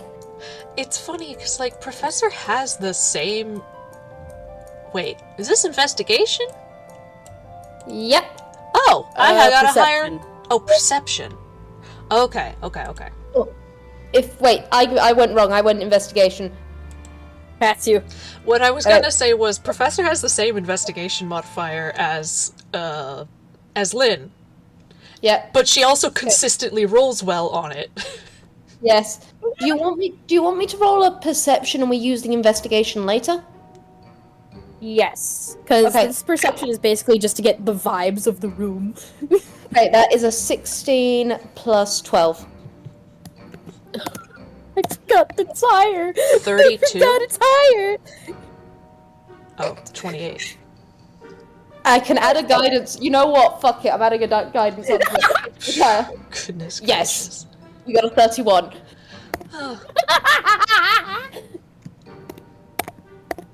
So, a 20 and a 31 is what I'm getting at? Yes, Okay. those are your perceptions. Cool, rad. Again, it's a bit of a mess, but you can guys kind of see that it's kind of broken off into different sections. There is the section kind of nearest to the door, which has a workbench that's covered in dusty old projects, as well as like a wastebasket that's kind of overflowing with scraps of paper and whatnot, old blueprints. There is another section of the room which is just boxes and boxes that are kind of teetering on each other, that are filled with just like bits and bobs and parts and scrapyard pieces. There is an old couch, which there's one seat available on it because the rest of it is also covered in boxes and boxes of random bits and doodads. Yeah. Like, and while it is messy, there is obviously a system to it. Things go together.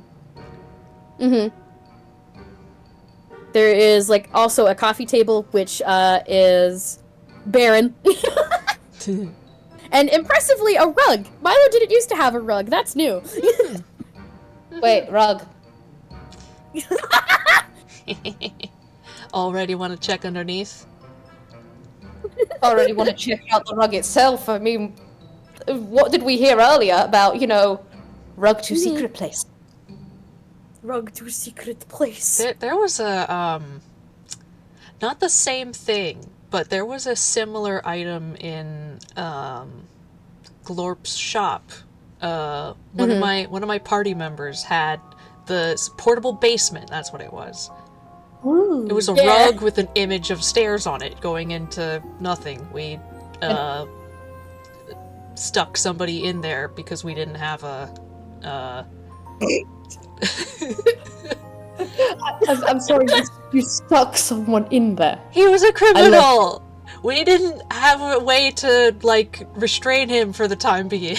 We had to put him somewhere while we did other shit Go in there. before we Go could in give the him... PNG basement. Yeah, it also... It looks like the go in the dark image, kinda, honestly. In the dark. Go in there. Go in the dark. I love our use of unconventional places to pick people that we don't know what to do with. I mean, network hit a person once, so yeah. Yeah. Network hit a person. It was temporary. It was temporary. It almost wasn't. The basement thing was temporary, at least. Oh, I love you guys so much. Oh, I'm so glad.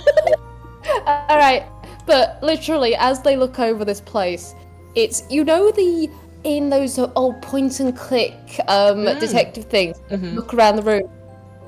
I kind of imagine it like that, and then Lynn just focuses back on the rug. Investigate. The rug. The rug. Investigate the rug.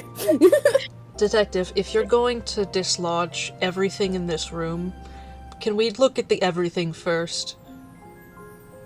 Yes. Okay. I was gonna say throw me over everything else, but at the same time, if that rug is secret location or something, I don't want to get yeeted into it. So okay, we investigate everything and then we investigate that because I'm curious. It might be nothing. I've done it before where I go, oh, that's the most interesting thing, or I check for traps and then I find out the door's locked the whole time. So. Oh, I was thinking more disturbing the scene of the crime by literally pulling the rug out from under it all. Ah. Yeah, true. I was... You know, I'm glad I have you to be my impulse control for this moment. I get a feeling this doesn't always happen for you or for me, so it's a nice experience. It's a nice change of pace. Quite. Alright, Space Picnic, where do you want to look first? He does kind of give her another look, like... It's a questioning look. But he looks around the room again instead. Is there a... I know he doesn't need to eat, but he was friends with Pam, who's a baker, and his last apartment had at least a bit of a kitchen. Can he check the cabinets of the... if there's a kitchen area? Yeah, there is a small kitchen area. It's even smaller than his other apartment, which Yeah. Is impressive. doesn't need it, so... Mhm. The rest of it is bigger. The kitchen is very small. Mhm. It kind of looks like an afterthought shoved into a corner. When you're making the Sims house and then you go, ah, shit, they're gonna need to make the birthday cake. Yeah. But yes, roll me investigation as you search the cabinets. Absolutely.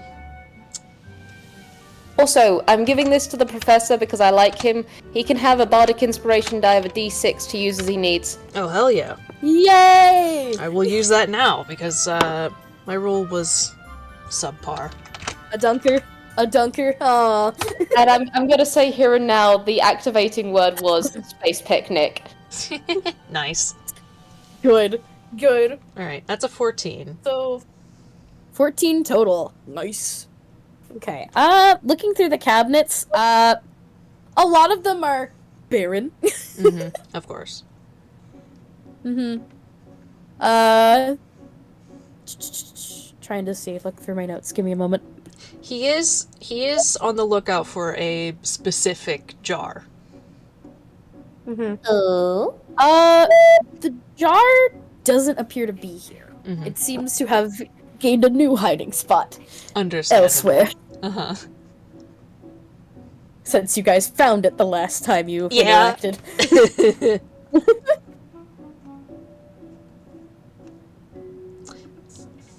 I think he will say, like, keep an eye out for a jar, and he'll just sort of motion with his hands the size.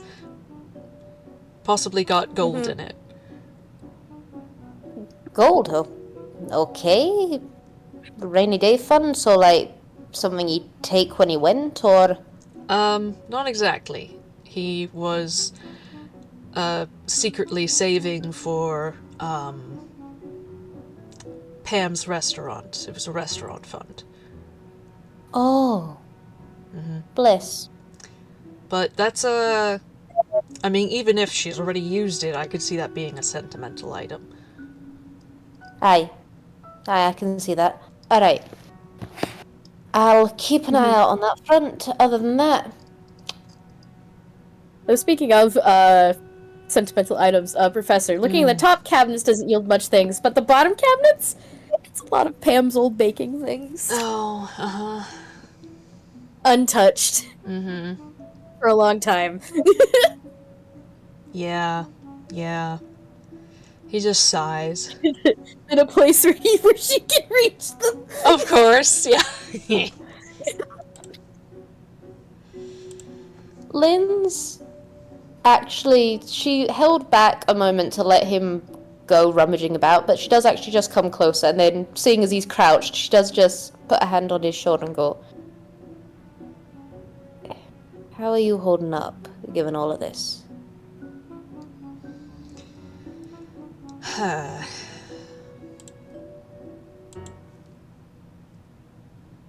mean, it's not the first time a friend has gone missing, or the first time a friend has, well,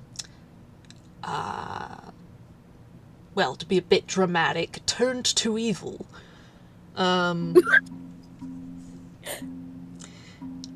But it's still rough. I I get that.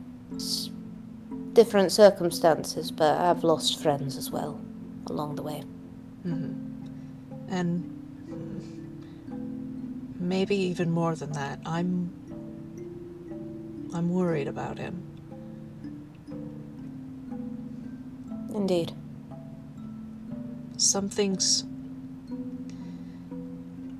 We know he's being used, but it might be a little more than that. He's not acting like himself. Unless he's changed that much. Which is possible, but...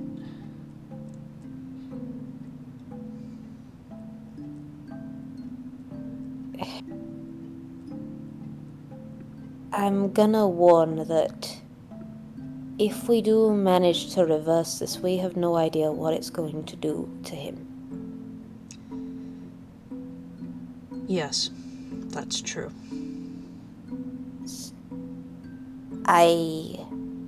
Or if it can be even reversed and not simply stopped. We can do everything we can, but I'll admit the Aspen fight did end with, and that is one of her forms, turning into a goopy behemoth.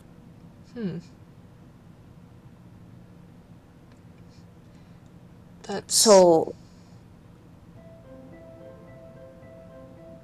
yeah. I mean, it was a real kind goop. What fresh hell it was, I need to analyze in the lab a bit more. We kind of had to leave in a hurry. There was a whole incident. We had to set fire to the building. Quite. I, might ask for a piece of that sample if you're willing. I can work something out on that. Alright. But we can work with that, especially as you're quite entrenched in this case, and I can't always leave as much as I want to nowadays. But we'll work on this, and we'll do what we can for your friend. And to bring closure to this Pam and others. Thank you.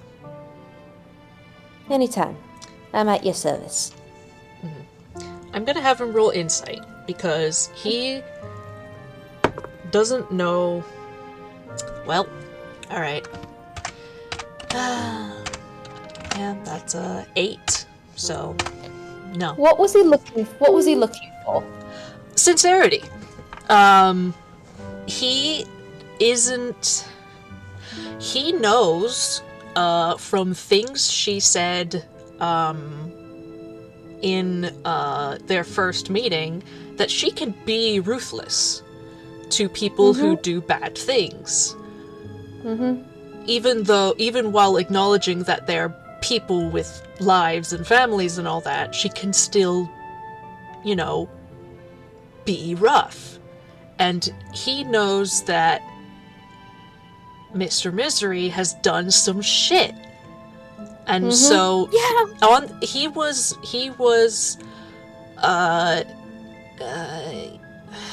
part of his initial reluctance to sort of open up about everything was being unsure if her goal... Oh yeah, he asked what her intentions are with the information, and because he thinks it would be fully plausible for her goal to essentially be to just take him out, end the problem.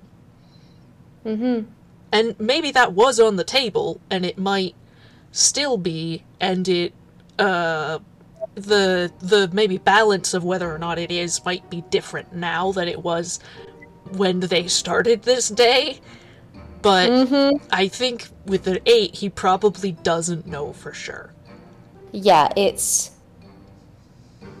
very much removing Mr. M from the equation is one of her end goals, one way or another, and there's now a splintering of different ways.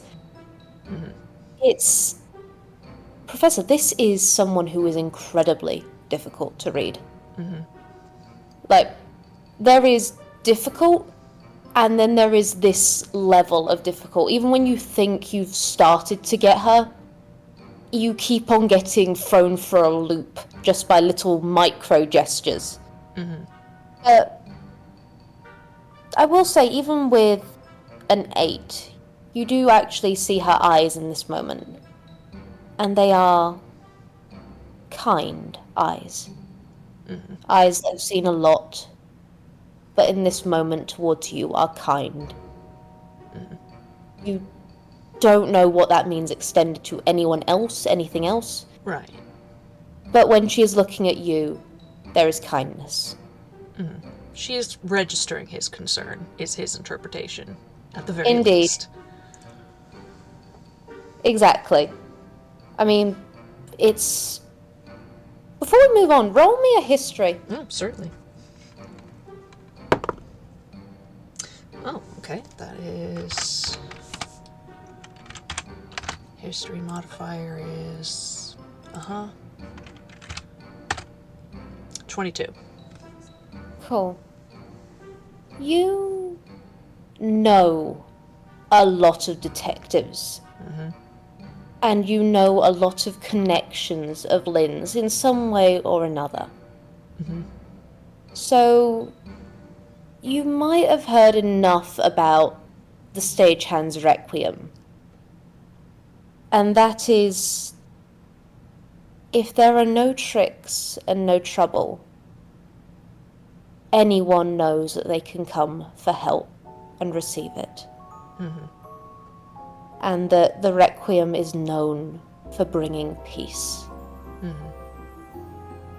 It doesn't clear anything up, but perhaps it provides a little insight. Yeah. Yeah. Alright. Alright. Whoa, that was so heartfelt. Lynn had to check in. Lynn looks at this guy and goes, "This is a traumatized space picnic. We're gonna help this one out." God, it's so funny how their first meeting has just colored everything else. Exactly. Man. They're getting to know each other in a convoluted case. Yeah. Nothing brings I you love them. together like a missing person who had their eye gouged out by a mirror. Oh, good heavens. Anyway, I had to. investigation. Yeah. Lynn just gives like another shoulder squeeze. And then she looks to the rest of the room and it's just... Case. Can I use that 30 from earlier? Absolutely, go ahead. What are you investigating? The boxes, the rug, or like the table? Or even the wastebasket, actually. Any of those are up your alley. Okay, I'm not gonna lie. Monkey go brrrr. It's... Wastebasket would actually probably be a good idea. I think Lynn would do a circle to the rug. She knows the rug is something she is interested in. But other places will be worthy as well, including, like, the waste paper basket, because you throw stuff away there to throw out later. You don't think to clear it. It's like searching someone's internet history. It's just one of those things that you go to for, like, okay, general idea. Professor... She'll also... Oh, one last thing of Lynn will also want to figure out, because we know this guy hides shit everywhere. So it's just like looking for any more of those secret little compartments. She'll even say that to the professor, just, you know. You know. This place is big. Have you got any idea how many different compartments you could put in it? I do. It'd be amazing. Yeah, no, he agrees and mentions something about being unsure why there isn't anything stacked on the coffee table. It could be nothing, but also, that's a whole surface you would put stuff on. Why not? Alright. It seems to be the one surface that doesn't have stuff put on it. Yeah. Everything else is being used, does it? Yeah. Okay, I'm just imagining these two now just gesturing at that table, just like, suspicious. Yeah. Alright, so, I think, so that we're both doing something, a wastebasket for Lynn, investigate the table for the professor, convene as needed. Works for me. You can just go in order then for the explanation. I'll roll in the meantime. Alright. So the 30 for the wastebasket. Okay. Yeah. Lynn, you If the professor figuratively... needs another D6, if the professor needs another D6, You He's figuratively good, thanks. tear into this. There are dozens of crumpled up pieces of paper. Some are blueprints, some are just lined pieces of paper, some are just blank white ones. A number of them seem to be... Your phrase of it's like looking at somebody's internet history, it's, yeah, kind of, for Milo. Because Milo has a tendency to write down his thoughts. So you're getting, like, scraps of paper of, like, day-to-day of what Milo was thinking about. Stuff like, oh, I need to get these supplies for this project, I need to get this supplies for this project, here's an interesting result for something I tested out, etc., etc. And obviously, a lot of the failures ended up here. Amongst them, you find a couple things of note. The first one is a very, very crumpled up blueprint that's kind of shoved at the bottom of the wastebasket. Unfolding it, you can see, like, attached to it is kind of concept sketches. A lot of it has been crossed out with thick, heavy ink. But even though, like, the few remaining sketches, you can see that Milo was, at some point, attempting to figure out how guns work. oh no. And trying to develop one himself, but for some reason, he scrapped this entirely. Do any of these guns look like guns that are present nowadays with the Yakuza, or is it just this completely botched? Completely botched, yeah. Not present within the Yakuza. It's stuff like very simple, like, first guns kind of thing. Like the musket, as well as, like, the attempts of a revolver, but it doesn't look like it would work. I have to ask, none of them look like Leo's card gun, right? It could have been inspired by it. Incredible. No, the kind of blocky shape kind of resembles it. So, your ripples in time and whatnot, don't worry about it. Yup. Lynn just having one of those moments going, huh, that shape looks semi-familiar. Yeah, oh well.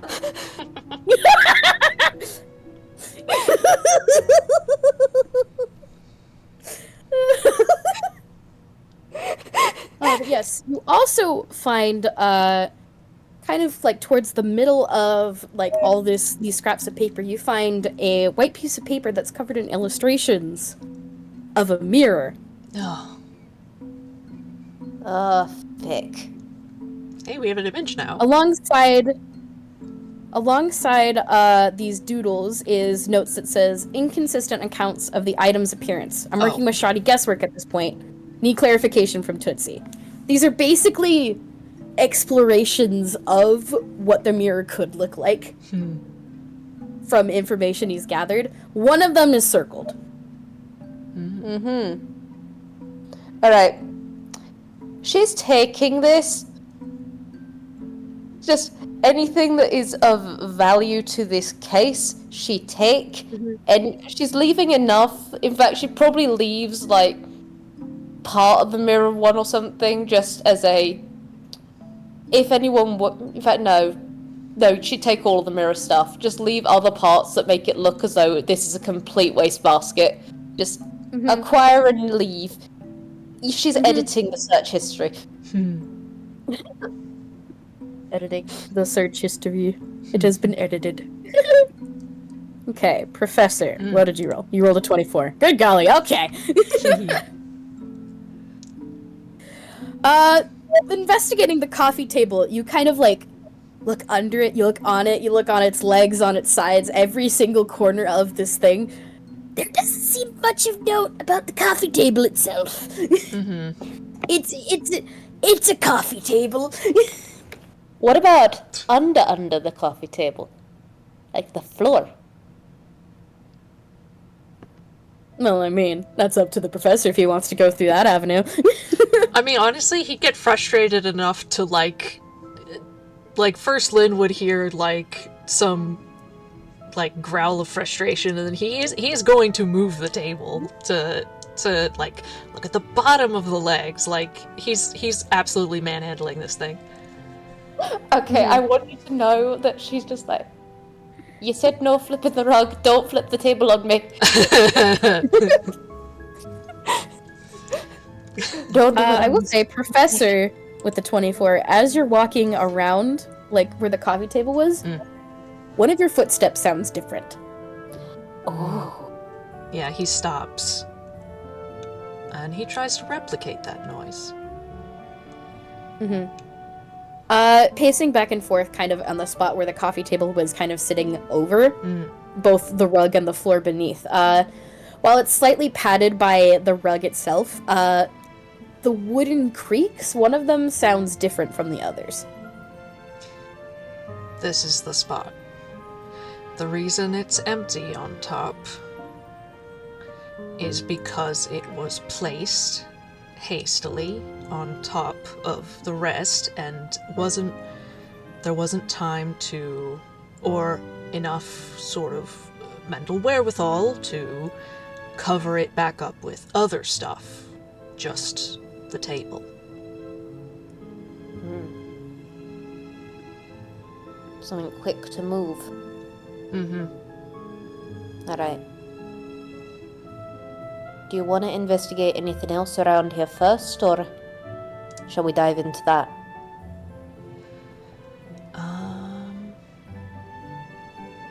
Was there another sort of location that was noted?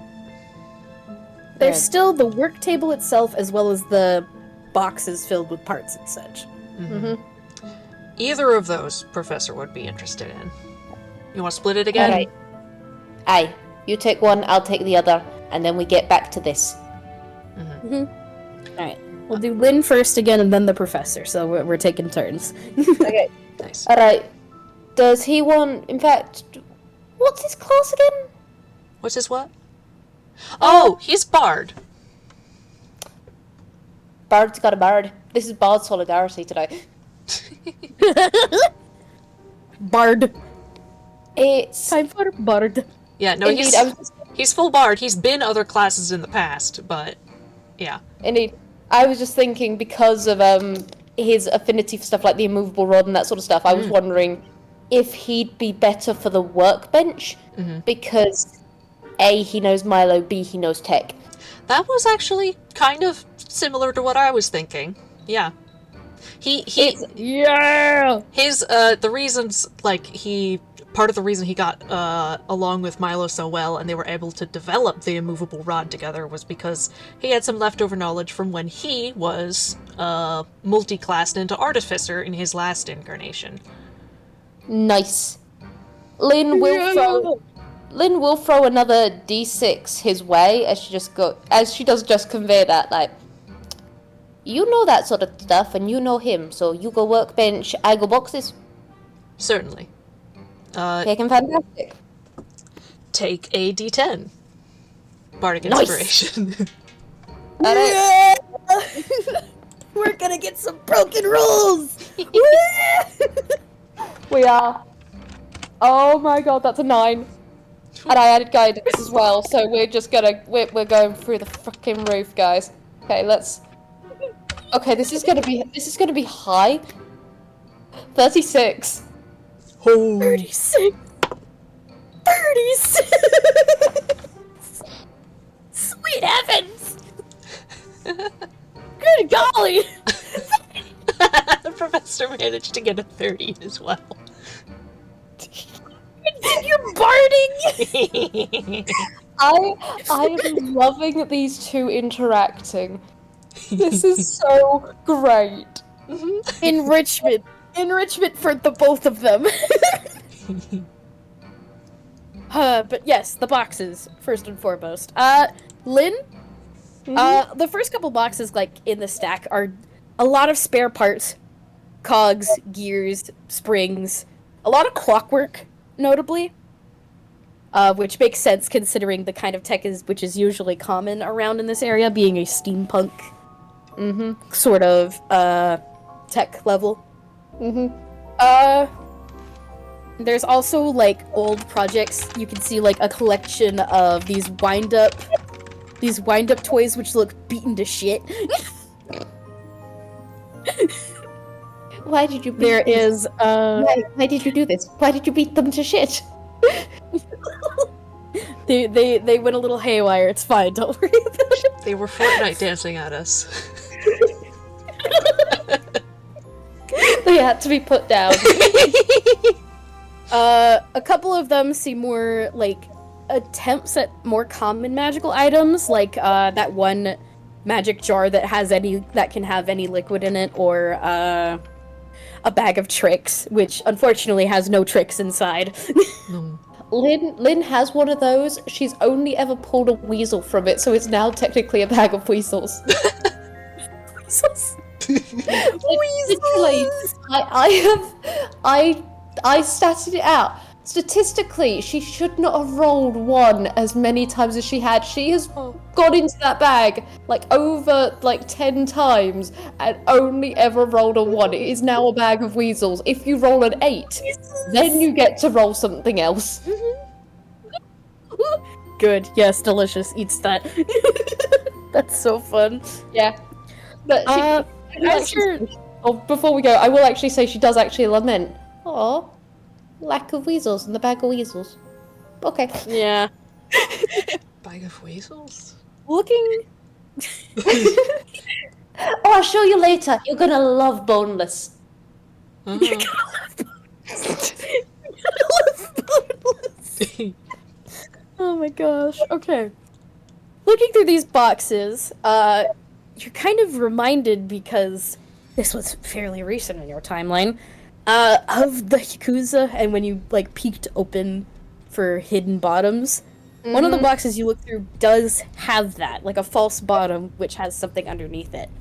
And the things you find in there are different. Oh. Different sort of contraptions. Okay. They kind of stand out because of how different they are from the rest of Milo's stuff. They seem almost out of place. They're constructed of sharp bits of metal, blades rough and rusted, painful to look at. They seem cruel, like they're meant to inflict pain. It occurs to you that maybe you don't want to know what these are for. Yeah.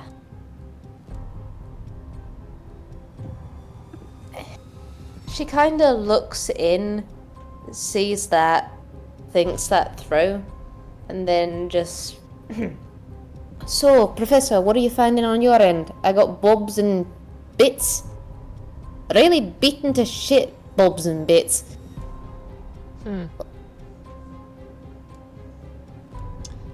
Working on it.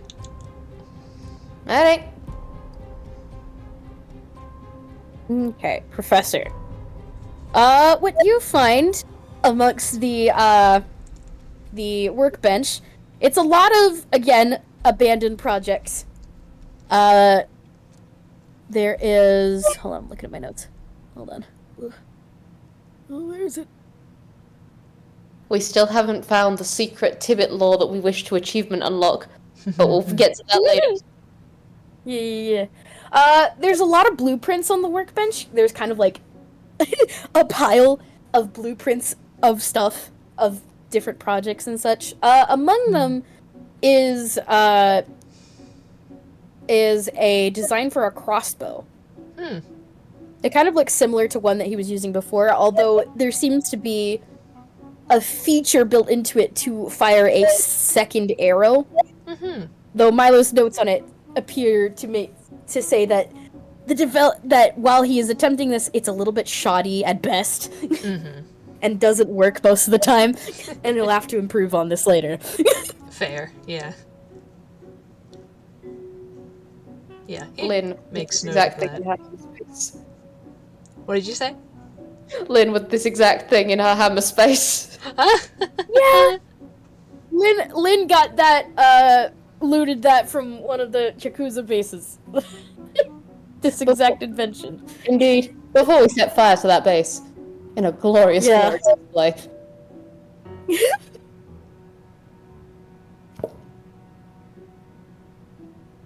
Yeah, other than that, there's also maybe the professor has seen something like this before, like way back in the day, but there is the beginnings of a mechanical eye. Ah. The beginnings of them. It seems to have been abandoned pretty early on in its development, but there is enough to see that, like, oh, this was meant to, like, resemble an iris and a pupil and such. Does it look like, Does it seem like, it would be specifically for himself, or just kind of... Potentially. Uh-huh. Potentially. Yeah.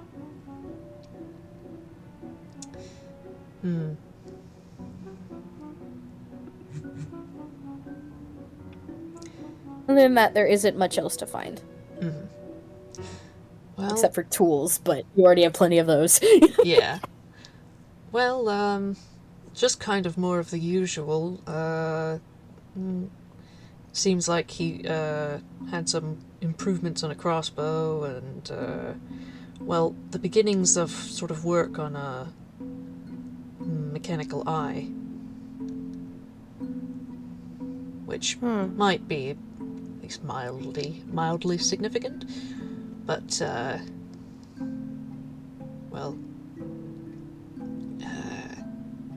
he doesn't seem to be using one these days, so... Indeed. The eye is closed from what I recall.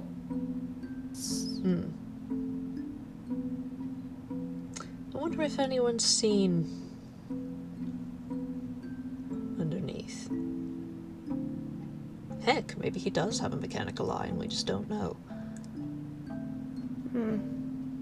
There'd probably be... I could contact a friend of mine, Tobias, perhaps. Might know. Been in a few fights with that one. Aye. Colour change in tune. Oh, yes, I know a couple. Isn't he that... Is he the actor? Aye! He's very rude. It's great. Very rude! I had to wash him in vinegar. Oh. Well, Yes. yes, if he's had multiple encounters, then certainly he would be somebody to ask. Indeed. He seems to get along with my partner quite well. Oh, good. I can probably contact a few other people who potentially know.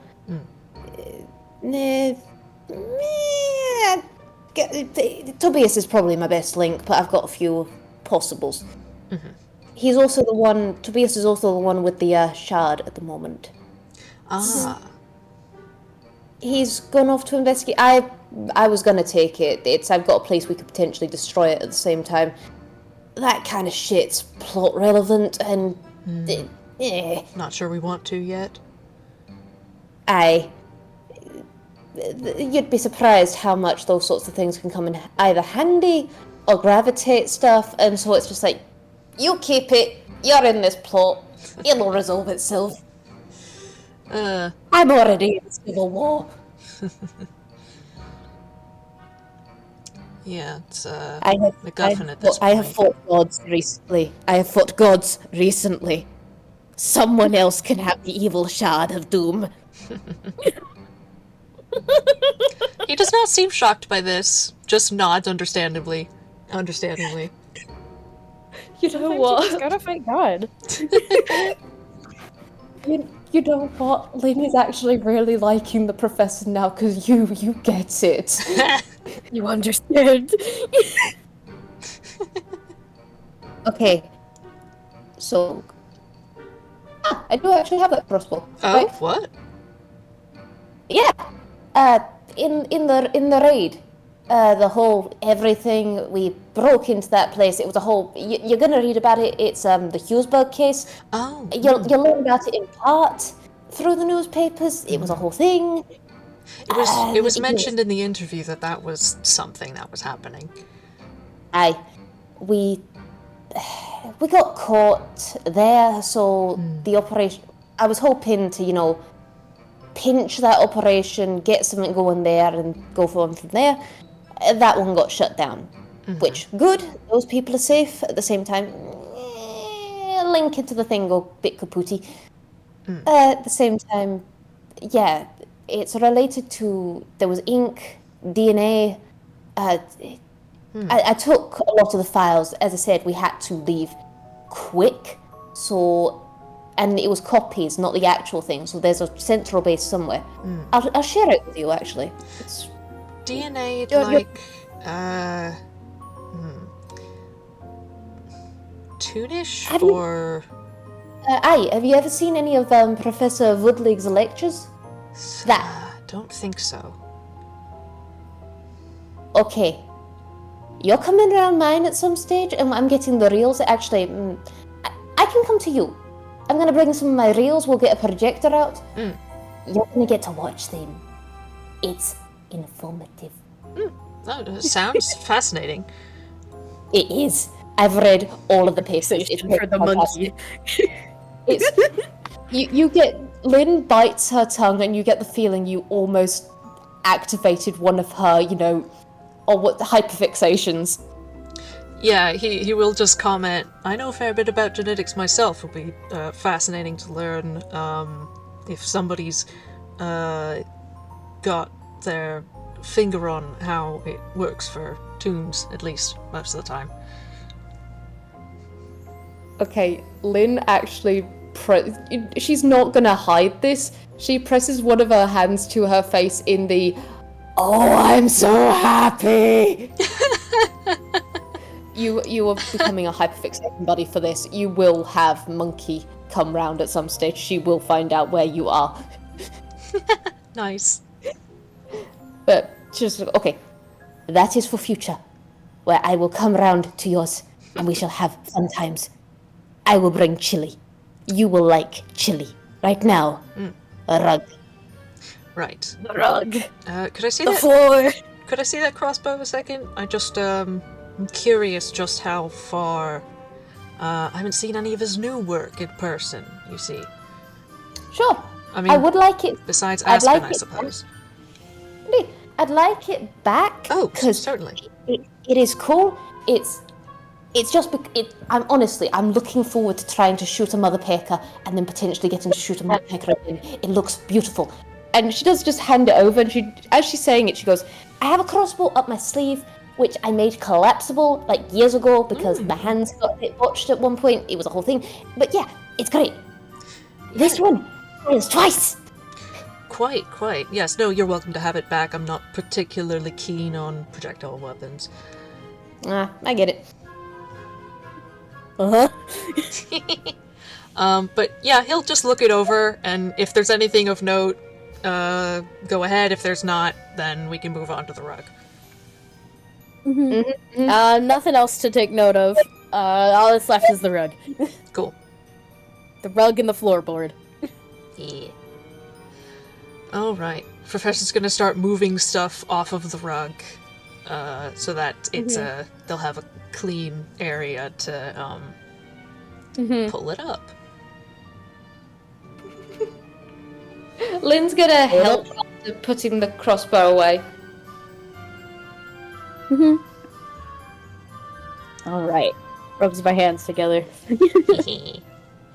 Oh. Roll that strength for that crowbar. Hell yeah!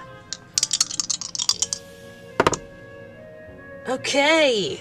That's a dirty 20. Dirty 20! Nice! Woo, woo, woo, woo. But yes, easily you're able to get down and get the right leverage to pry open the floorboard, revealing a little hidden compartment underneath. Nice. Inside, the both of you see what appears to be a glass jar filled with a number of gold coins, as well as other sentimental items. Mm-hmm. And a dusty old journal. Oh, man. Yep. Professor is going through this stuff. He does kind of sigh again at the jar. He takes a good look at it just to see if there's anything, I don't know, hidden in between the coins or something. Like, that's a thing you could do if there's enough coins. There doesn't seem to be anything hidden in the coins, but there is a good number of them. There's about 76 in all. Damn. And impressively, a lot of them appear to be real kind. Oh my god. Oh my god. He had sighed, but he notices that detail and just kind of grins a little bit like, man. He started the goddamn coin collection. Oh, the chaos he started.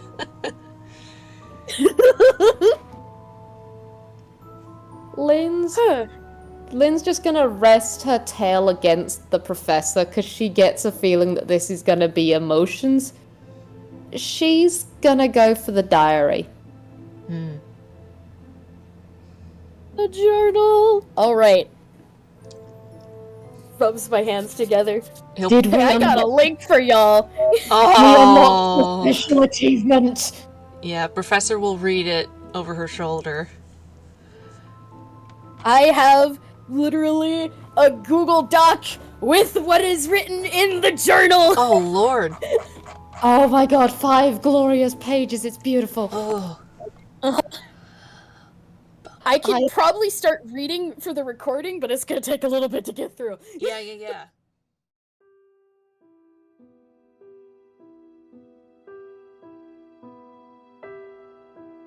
June 6th, 2:16. New job. An anonymous individual wants something tracked down. Some sort of mirror that was stolen from them. Pays pretty well. I could get Pam that bakery she's been talking about. Hell, I could also get myself a workshop. A proper one with a new set of tools. Told Tootsie I'd think about it. June 13th, 2:16. The pay for the mirror just doubled. Someone really wants this thing. I'm taking the job. June 16th, 2:16. I don't have a lot to go off of. I'll have to do some proper digging to find some leads. Would this be any easier if I was a proper PI? Maybe that's something I could look into. In the meantime, asked Eves to keep an ear on the ground for anyone selling stuff like this for a cut of the pay. Auctions, art shows, flea markets, pawn shops, magic object dealers, anything I or he can think of. I'll have to ask Tootsie if she's got any info on the mirror itself. If I can get an accurate description, or hell, even a drawing, I could potentially use a casting of Locate Object to help pinpoint its location. Also looking into local collectors, both those who dip their toes into legal and less legal means. In the corner of the page is a small reminder. Need supplies for spell components. Remember to buy some when I'm out with Pam today. June 18th, 2:16. A list of leads. Collector from the Uncanny Valley is in town. An auction a little over a week from now. They're selling collector's items. Some are magical, likely placed for the mirror. Suspicious activity at the docks. Some shipments are smaller than usual, some larger. Is it all connected? A few pages following are ripped out. June 20th, 2:16. So, I'm gonna need a new hiding place for this thing. Pam found the false bottom in my desk drawer. Showed me the pages with my theories and the ones she added. Figured it'd happen sooner or later. Gonna have to make a new hiding spot, something tougher to find. She asked if she could tag along and help me investigate. Told her I'd have to think about it, but she knows just as much as I do that I can't resist that pout of hers. Little gremlin. June 23rd, 2:16. Pam and I put our heads together and went digging. Spoke with an expert in magical items. There are a number of possibilities of what this mirror could be, and none of them are good. Most of the common magic items associated with mirrors show visions, possible futures. Another one shows your greatest fears. There's one that becomes a prison that traps anyone who touches its surface. Another makes your reflection a living being. We'll have to be careful. Developing some protective gear for handling magic items should help suppress potential side effects while we're grabbing this thing. June 25th, 2:16. Why hire someone from the Clockwork Eye? Why not hire an actual private investigator? They're paying well enough that they could have. Is there some ulterior motive here? Could be that the proper investigators refuse to help. Maybe that's something else I can look into.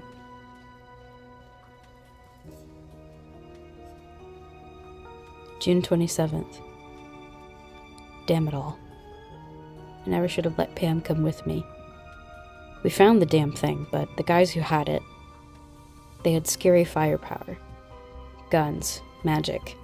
Way more of a fight than we were ever prepared for. We didn't even get the mirror in one piece. The damn thing broke in the crossfire. The shards flew everywhere. We lost most of it. I didn't know pain could be that bad. I could still feel it stabbing, clinging.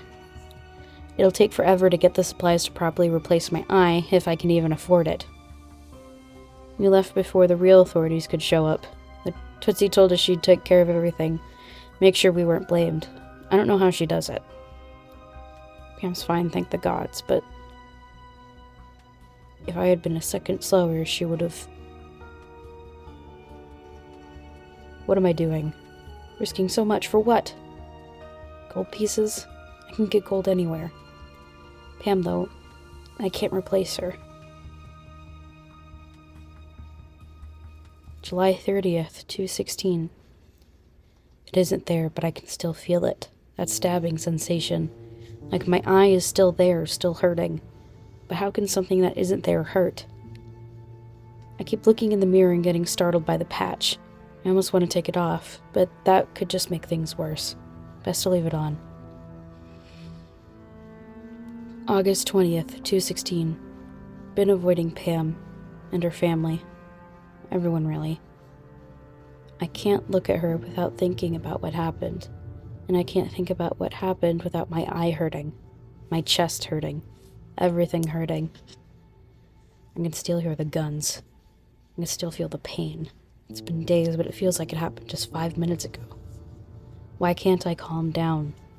What's happening to me? August 26th, 2:16. Tootsie and Eves came to check up on me. We talked for a bit. Told Tootsie I wasn't finishing the job. Some other idiot can go risk their lives hunting down that thing. Pam was with them. She looked so sad.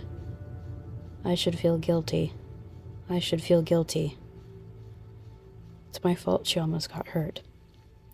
Pam stayed longer than the others, made sure I was okay, asked if I needed anything, asked not to drive her away. She blamed herself, but it wasn't her fault. I made sure she knew that. Ended up making bread together. Something about working out emotions. Gave her a hug when she left. I think it was the right thing to do. I couldn't feel anything. Why couldn't I feel anything? August 29th, 2:16. Everything is numb. More numb than before. I can't feel anything. Anger, guilt, excitement, nothing. I need to figure out what's wrong. I can fix this. I can't let Pam see me like this. I don't want to see her so sad again. This isn't her fault, it's mine. I'll deal with it. Need to find the root of the problem. Is it a mental thing? Malfunction? Some punishment from the gods? September 12th. Need supplies for repairs. September 13th. I can feel it in my eye, in my chest, an energy, a thing. It wants out. It wants out. It wants out. I must let it out. I can't let it out. I need to let it out.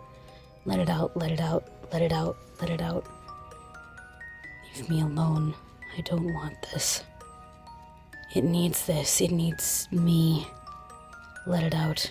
Let it out. Let it out. September 15th. Everything hurts. The next few pages are covered in scribbles. Looking closely, one can see the words, "It hurts," written over and over and over again, gradually getting more and more illegible. One page is covered in so much ink that it's difficult to believe the page was ever white. A page is written midway through the book, with a single paragraph at the top of the page. The entry isn't dated. I felt something today. A need for something. Like when I need to recharge, but different. I don't like it. It's getting worse. The next entry takes a few turns of pages to find. I hurt someone. The feeling stopped. Why did it stop? I'll need to test this again. The next few dozen pages are ripped from the book. The final entry is written on the last page, which was spared from the loss of information.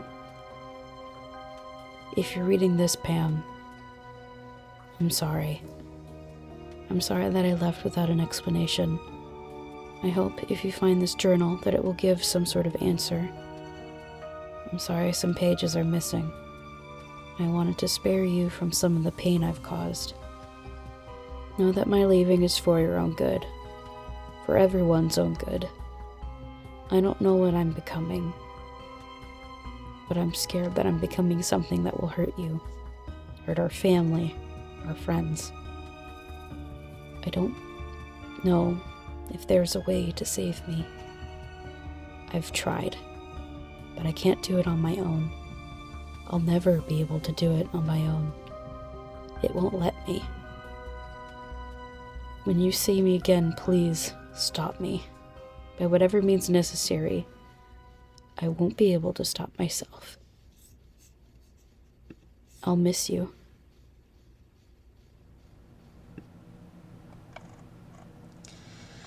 Yeah, and honestly, like, Professor can speed read. Like, he can read a book in, like, a matter of seconds, but he doesn't have to. He takes his time with this. Mm-hmm. And by the time he's done, he's just got his head in his hands.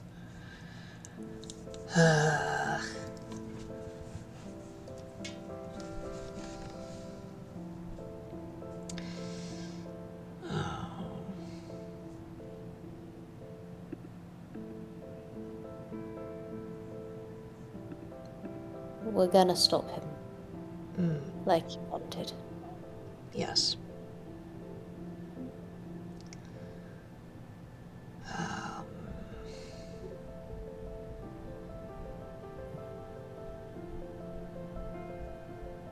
Professor.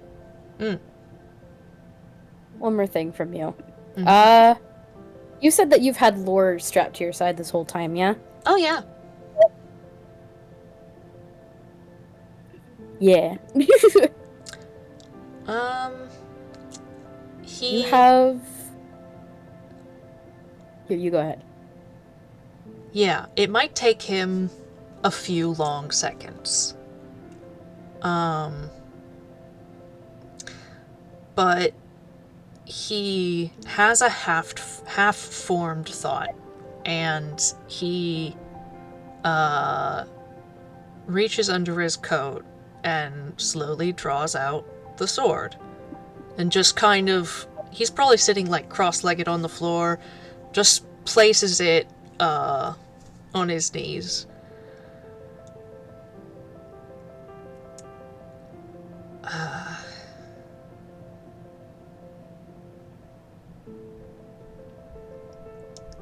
I'm not sure how to... I'm not sure what to ask.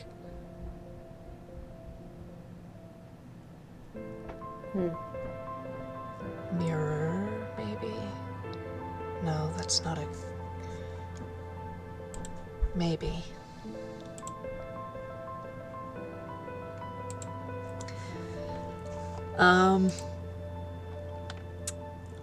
Professor...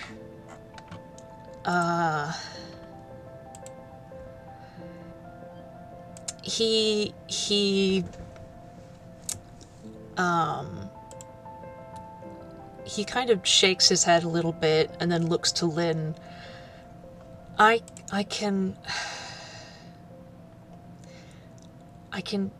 cast legend lore, but I can only do it like once a month, and that's if I remember to actually recharge.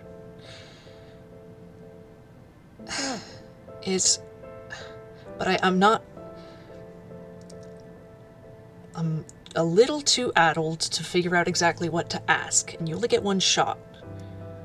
Okay. How many words does legend lore have? Let me... If you guys want, I can copy and paste the spell for you. Oh, yes, please. I have it. I have it prepared. on my... There Yeah, you go. I have it on my sheet, but There I it is. can... Yeah. So it is... It takes 10 minutes to cast. He can do it without components because it's a magical weapon with this function. There's not a word limit. The more you know, the more precise and detailed the information you receive is, it says.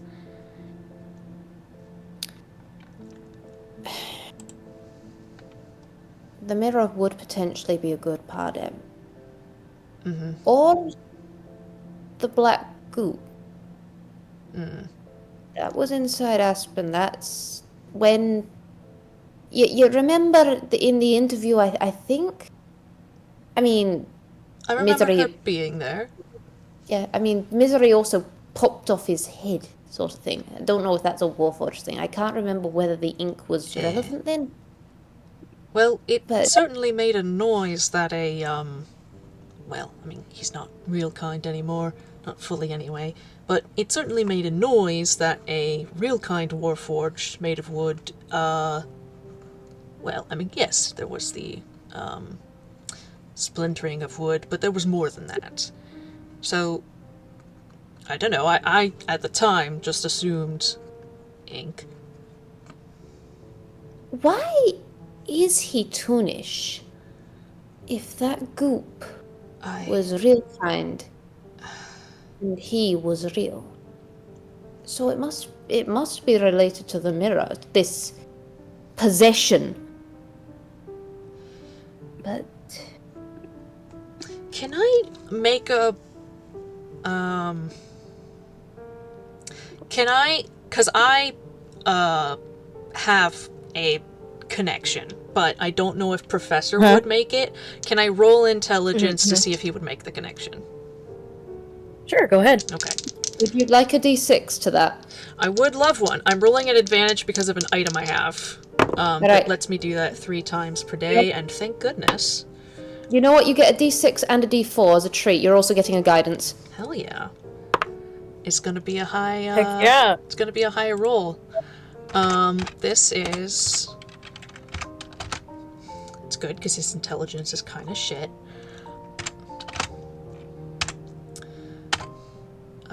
That is a 22. For making the connection of Mr. Misery seems to consume misery. And with the notes in the book, there's enough to sort of, okay, yes, that started then. Can he make the connection of the influence that would have? The well, you are what you eat, connection? Yeah. Yeah? Yeah. You are what you eat is taken very literally here.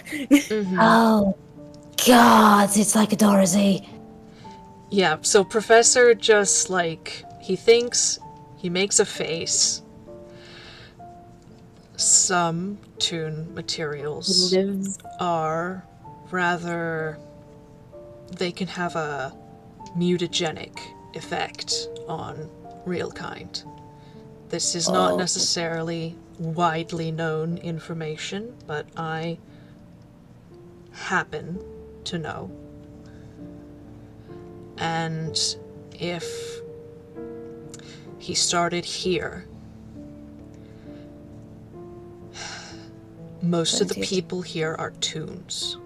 And if he was consuming misery from toons,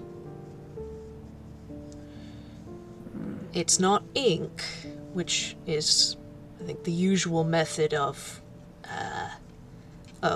contamination, so to speak. Aye. But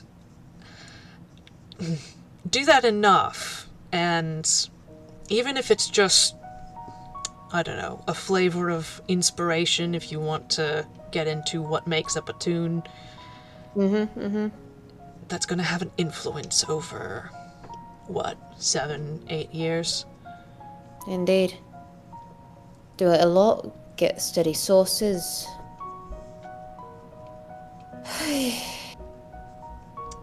You are what you eat, I suppose. That's...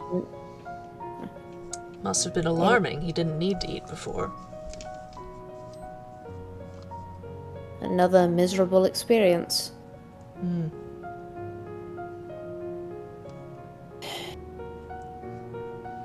And influences do leave their mark in more ways than one. Alright. Would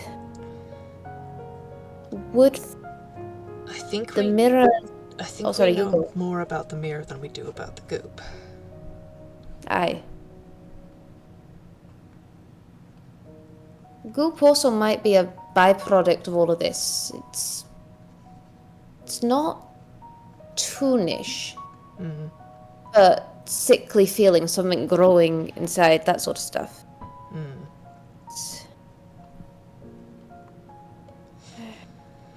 It's an energy, a thing that wants out. I wonder if that's why Aspen exploded into that form. I mean, it was also because we were beating the shit out of her. It could be... well, the reason she... maybe the reason she had the goop in her was because she had the mirror in her. Exactly what I'm thinking. Right. So I think we go for the shard, the mirror. We have information about the mirror from this book. I have told you what it's like, what it does. This is also me looking at Obby of, I'm sure Craigery probably would have told Lynn about the findings from Cassius. I've not had... Oh, for sure. Yeah. No. Yeah. Could you tell me about that stuff now, just as a... I mean, you're about to also learn it again if you cast this legend lore, right? Okay. Yeah. Because, like, not to mention, you also have the illustration from Milo's wastebasket of what it looked like.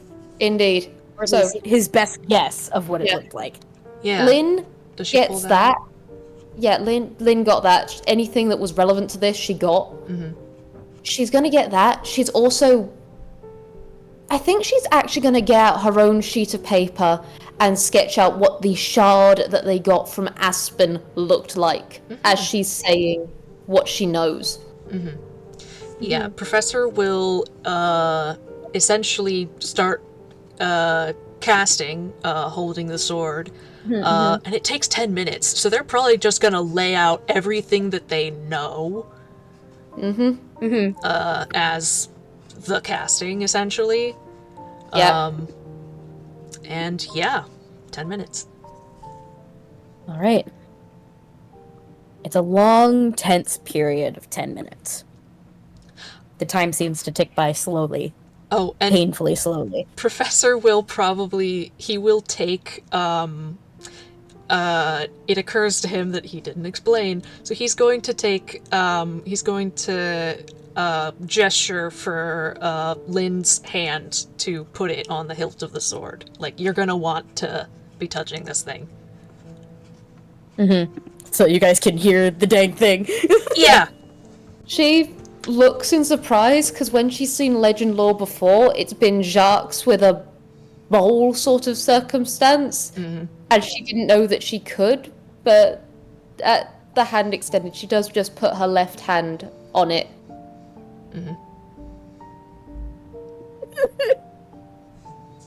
Insert freaking lore going, hello! Just the whole lore talking, which I won't get into because we. Yeah, guess what, Lynn? Dramatic It's a moment time. sentient sword. Anyway. Yeah.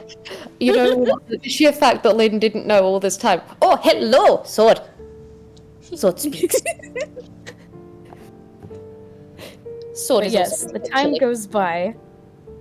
The 10 minutes pass, although as painfully slow as it is. And eventually, Lore begins to speak in rhyme. I'm gonna copy and paste it real quick. Got a rhyming sword. A prison made to seal, to bind. The witch within lies confined. The doorway, broken, still holds true, but what's within is leaking through. A shard to numb, a shard to blind, misery and magic intertwined. All is done for her one goal, to come together and be made whole.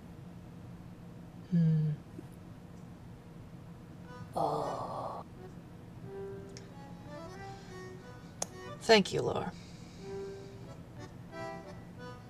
Oh, that's a real ice witch scenario. Holy shit. Also, hi. Wonderful to meet you, Law. Thank you. Holy shit.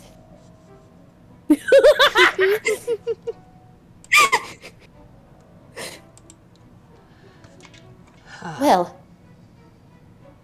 that was, well, The prison made to seal to bind. The mirror. Witch within lies confined. Okay, there's a witch. Probably very powerful. The doorway, the mirror, broken. Yes, we know that. Still holds true. Okay, so she's still confined, but what's within is leaking through. So she's able to influence through it now, though. At least, now that it's broken. She's not able to get through, but she can influence through it. A shard. she's got a host. She's got someone she's possessing, someone she's influencing. Puppeting. Puppeting the strings. Yes, yeah, that's a shard to numb, a shard to blind. He had a shard of it in his eye. Misery and magic intertwined. I don't know, is he converting misery into magic and she's taking that? Does she feed off misery and that's why I mean, he's got to... he's got warlocks, Yes. He's... which That means he's got power to give. aye, That's... like, He was... aye. Like, yeah, in 30 years he was gonna, develop, but he's still just a...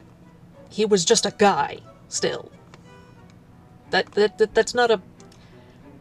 He wasn't exactly Warlock patron material. I mean, heck, I'm not Warlock patron material. Indeed, indeed. So, we got that. All is done for her one goal, okay?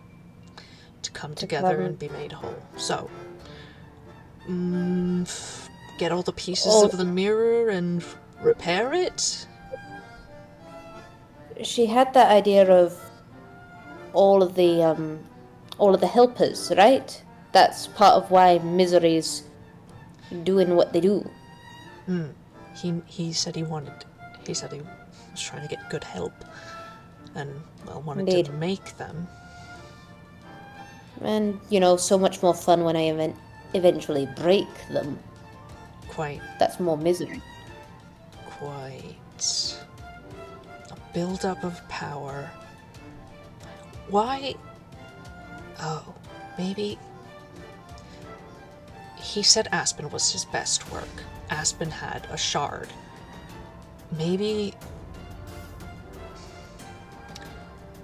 I mean, it's a little counterintuitive because putting a shard in another person seems like splitting more. That's not. That's the opposite of whole. But if they're all working together, Indeed. and I don't know if any other pieces are lost, and maybe he needs help gathering them. Mm-hmm. Maybe the I don't know, a potential use for those talents, unless that's just kind of a side deal.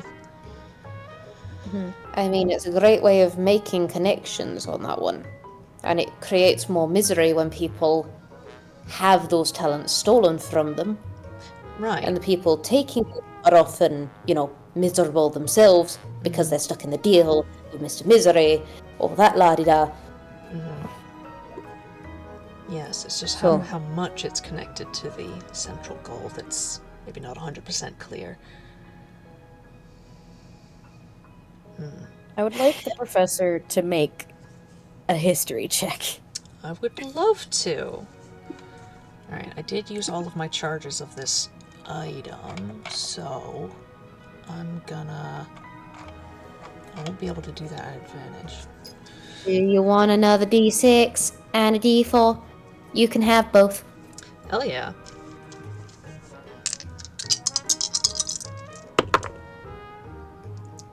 Fuck. It's bad. Oh. Do you want the help action? Please? Can I supply the help action? Sure, what? You know what? Go ahead. Do it. Yeah! Advantage. You have a monkey. That's a little bit better. Oh, it's still not good. This is... Wait, a history? His modifier. Hang on. I forgot to take into account his modifier. This might be okay. 20. 20. Ooh, okay. We eked that. Okay.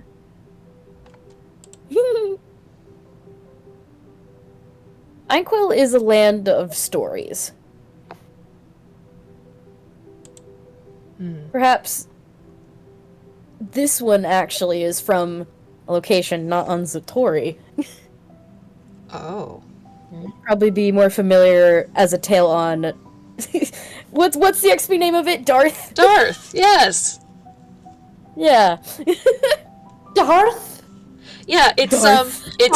it's Earth with a D in front of it. Darth. Darth. Except I pronounce it Darth because that is a word. And not just from Darth Vader.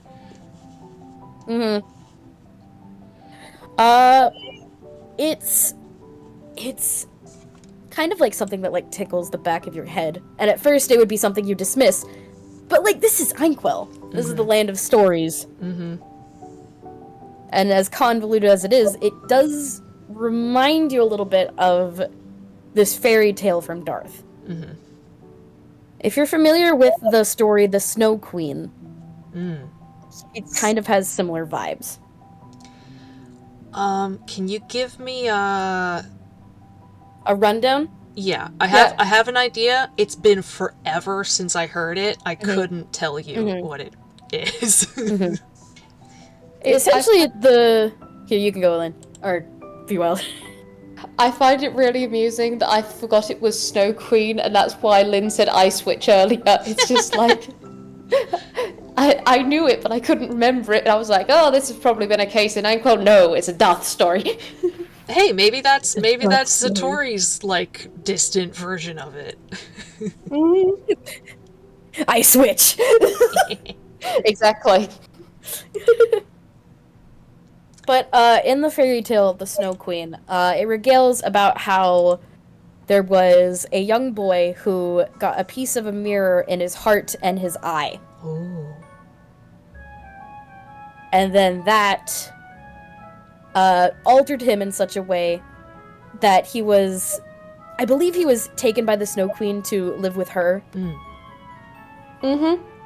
But the shard in his eye blinded him to the joys of the world, and the shard in his heart numbed him to the same thing. Mm-hmm.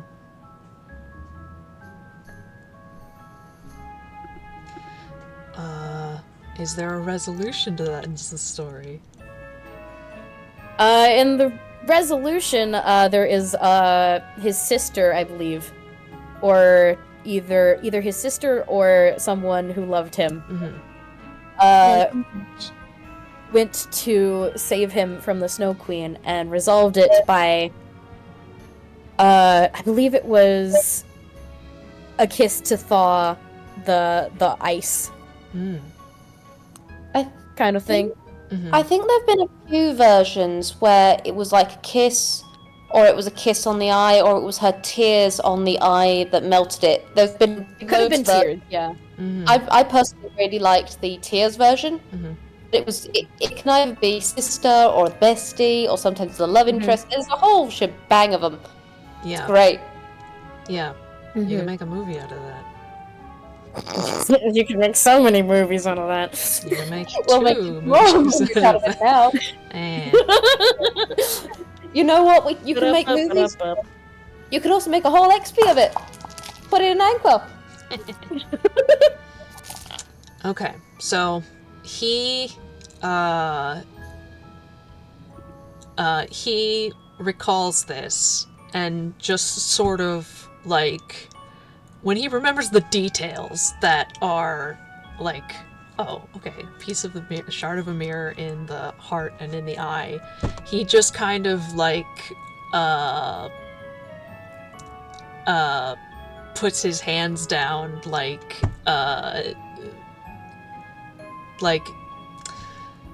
he's not doing like a hard like bang on the table sort of thing like Phoenix Wright, but like he does like put his palms down like on the flat of the sword like, oh,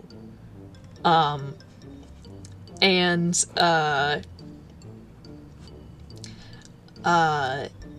he looks distant for a second because he's like recalling everything and like, yeah, this, yeah.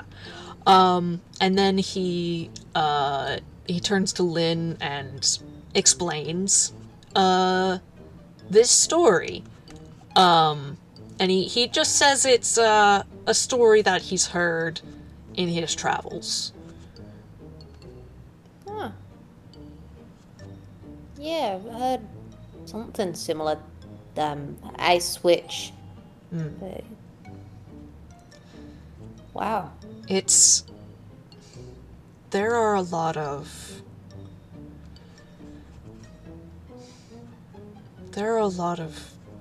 stories that I hear in other places, and then they seem to pop up in Inkwell as well, or at least a different version. It's, I don't know, something to do with the Well of Inspiration that just sort of pulls these stories from other locations. I don't know, but it's significant. It can't not be. It has to be. We're in Inkwell. Indeed, this is Anquil, bitch. It has this. Alright. We can work with this. And we've got an idea of how potentially to resolve it. Possibly. I think keeping Pam safe is going to be a priority. At the end of the day, even with everything, Milo wanted to keep Pam safe. And she cares about him. Aye. Alright. think she'll be a good correspondence. And then, of course, there's getting to Mr. Misery to, do all of this, which is... Right. And, well... That's a whole convoluted thing on of itself. Lynn kind of makes a gesture that just encompasses all of that without even having to say it. Just, yeah. And while part of this is a bit of a fairy tale played straight, it also might be a little more, Grim? well, maybe, but, it's... I don't know that tears are going to melt a mirror even in this world. It's got to be something similarly symbolic, but maybe not exactly that. The trick is figuring out what. Sounds like a library binge sort of scenario to get some ideas on that. I'll go through my collection. I'll go through mine and raid the Halloween Town library. Okay. Alright. We'll be able to get some more ideas on that. Get some more people in the loop. Are there any other people on your end involved with this case? Not really. I'll let Tobias know, and we'll try and get in contact with Pam. We'll make some connections, make some links. Maybe you can get your, Ellie? TLC, you said you had someone with your ship called Ellie? Maybe they can get involved as well. He just kind of gives her a slightly frustrated look.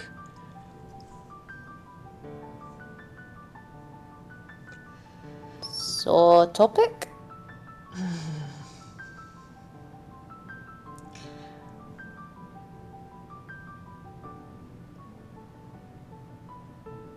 He just, he looks away and, he rubs his hand over his face and into his hair.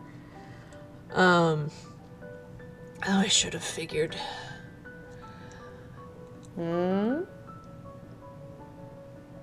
Yeah, there's a ship, and it's called the Ellipsis. People have been calling it, her Ellie, for short. Oh, that's pickin' fantastic. How old is she?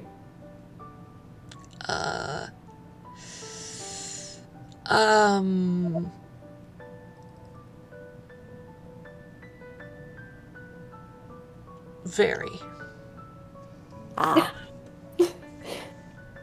Well. Older than I am. Oh, peckin' heck. Must be ancient. Alright. Well. While my sweetheart is a building, and she is rather young, if she can go in a little doll form if ever they want to not play date, but chat perhaps. We can set stuff up on that front, but if That's right, you have a genius loci. you've been talking to my family on that one. Alright, does Ellie have a library? Or ellipsis? Yes. What does she prefer? He just shrugs. She doesn't much care about, names, pronouns, forms of address. I tend towards ellipsis, and, she and it. The others, like to call her Ellie. Or the ellipsis. I don't really have much of a preference either, what people call her. As long as it's polite. You got it, Space Picnic. Alright, gonna remember this for ellipsis. Peckin' fantastic. Okay. Good to know, good to know, Your good to Honor, I love them. That's all I have to add. Indeed. Okay, so Lynn does just kind of clap her hands to you and go, okay, I think that's everything we're going to get here. Wait, We've alerted... the rug. Hey, the rug itself. Give me your secrets. And she's going to lunge for it. A rug, unfortunately, has nothing special about it. It's Oh my just God. a rug. That's hilarious! Okay, I want you to know, Lynn turns around and just... He's just a rug. It was hiding the floorboard, at least.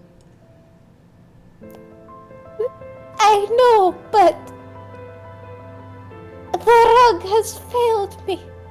And then she takes a moment, and then she just decides, I have to commit to the bit. She casts Disguise Self specifically to do big old wobbly eyes. Oh my God. Yes. Good.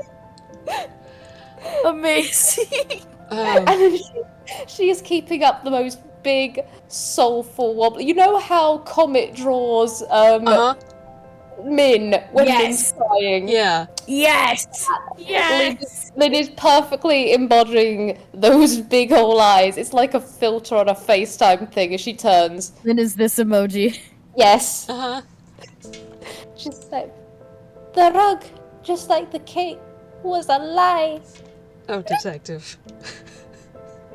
I'm heartbroken. I'm never going to recover. Oh.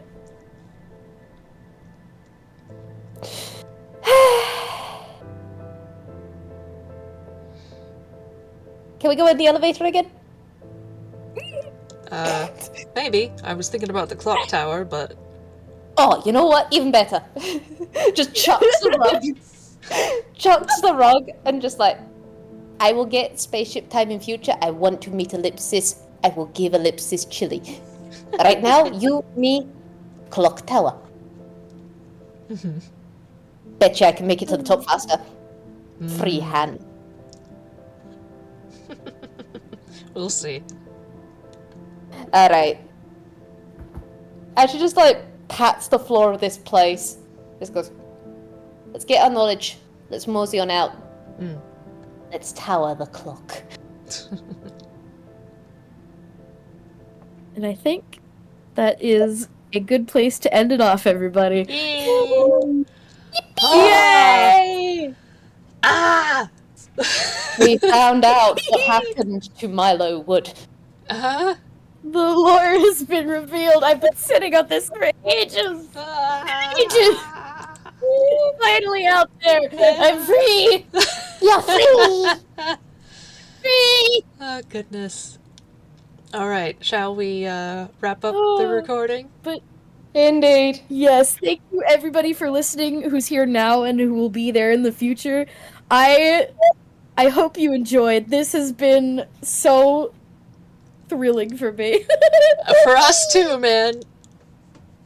It was so great. There were so many good moments. Yeah. Bye-bye!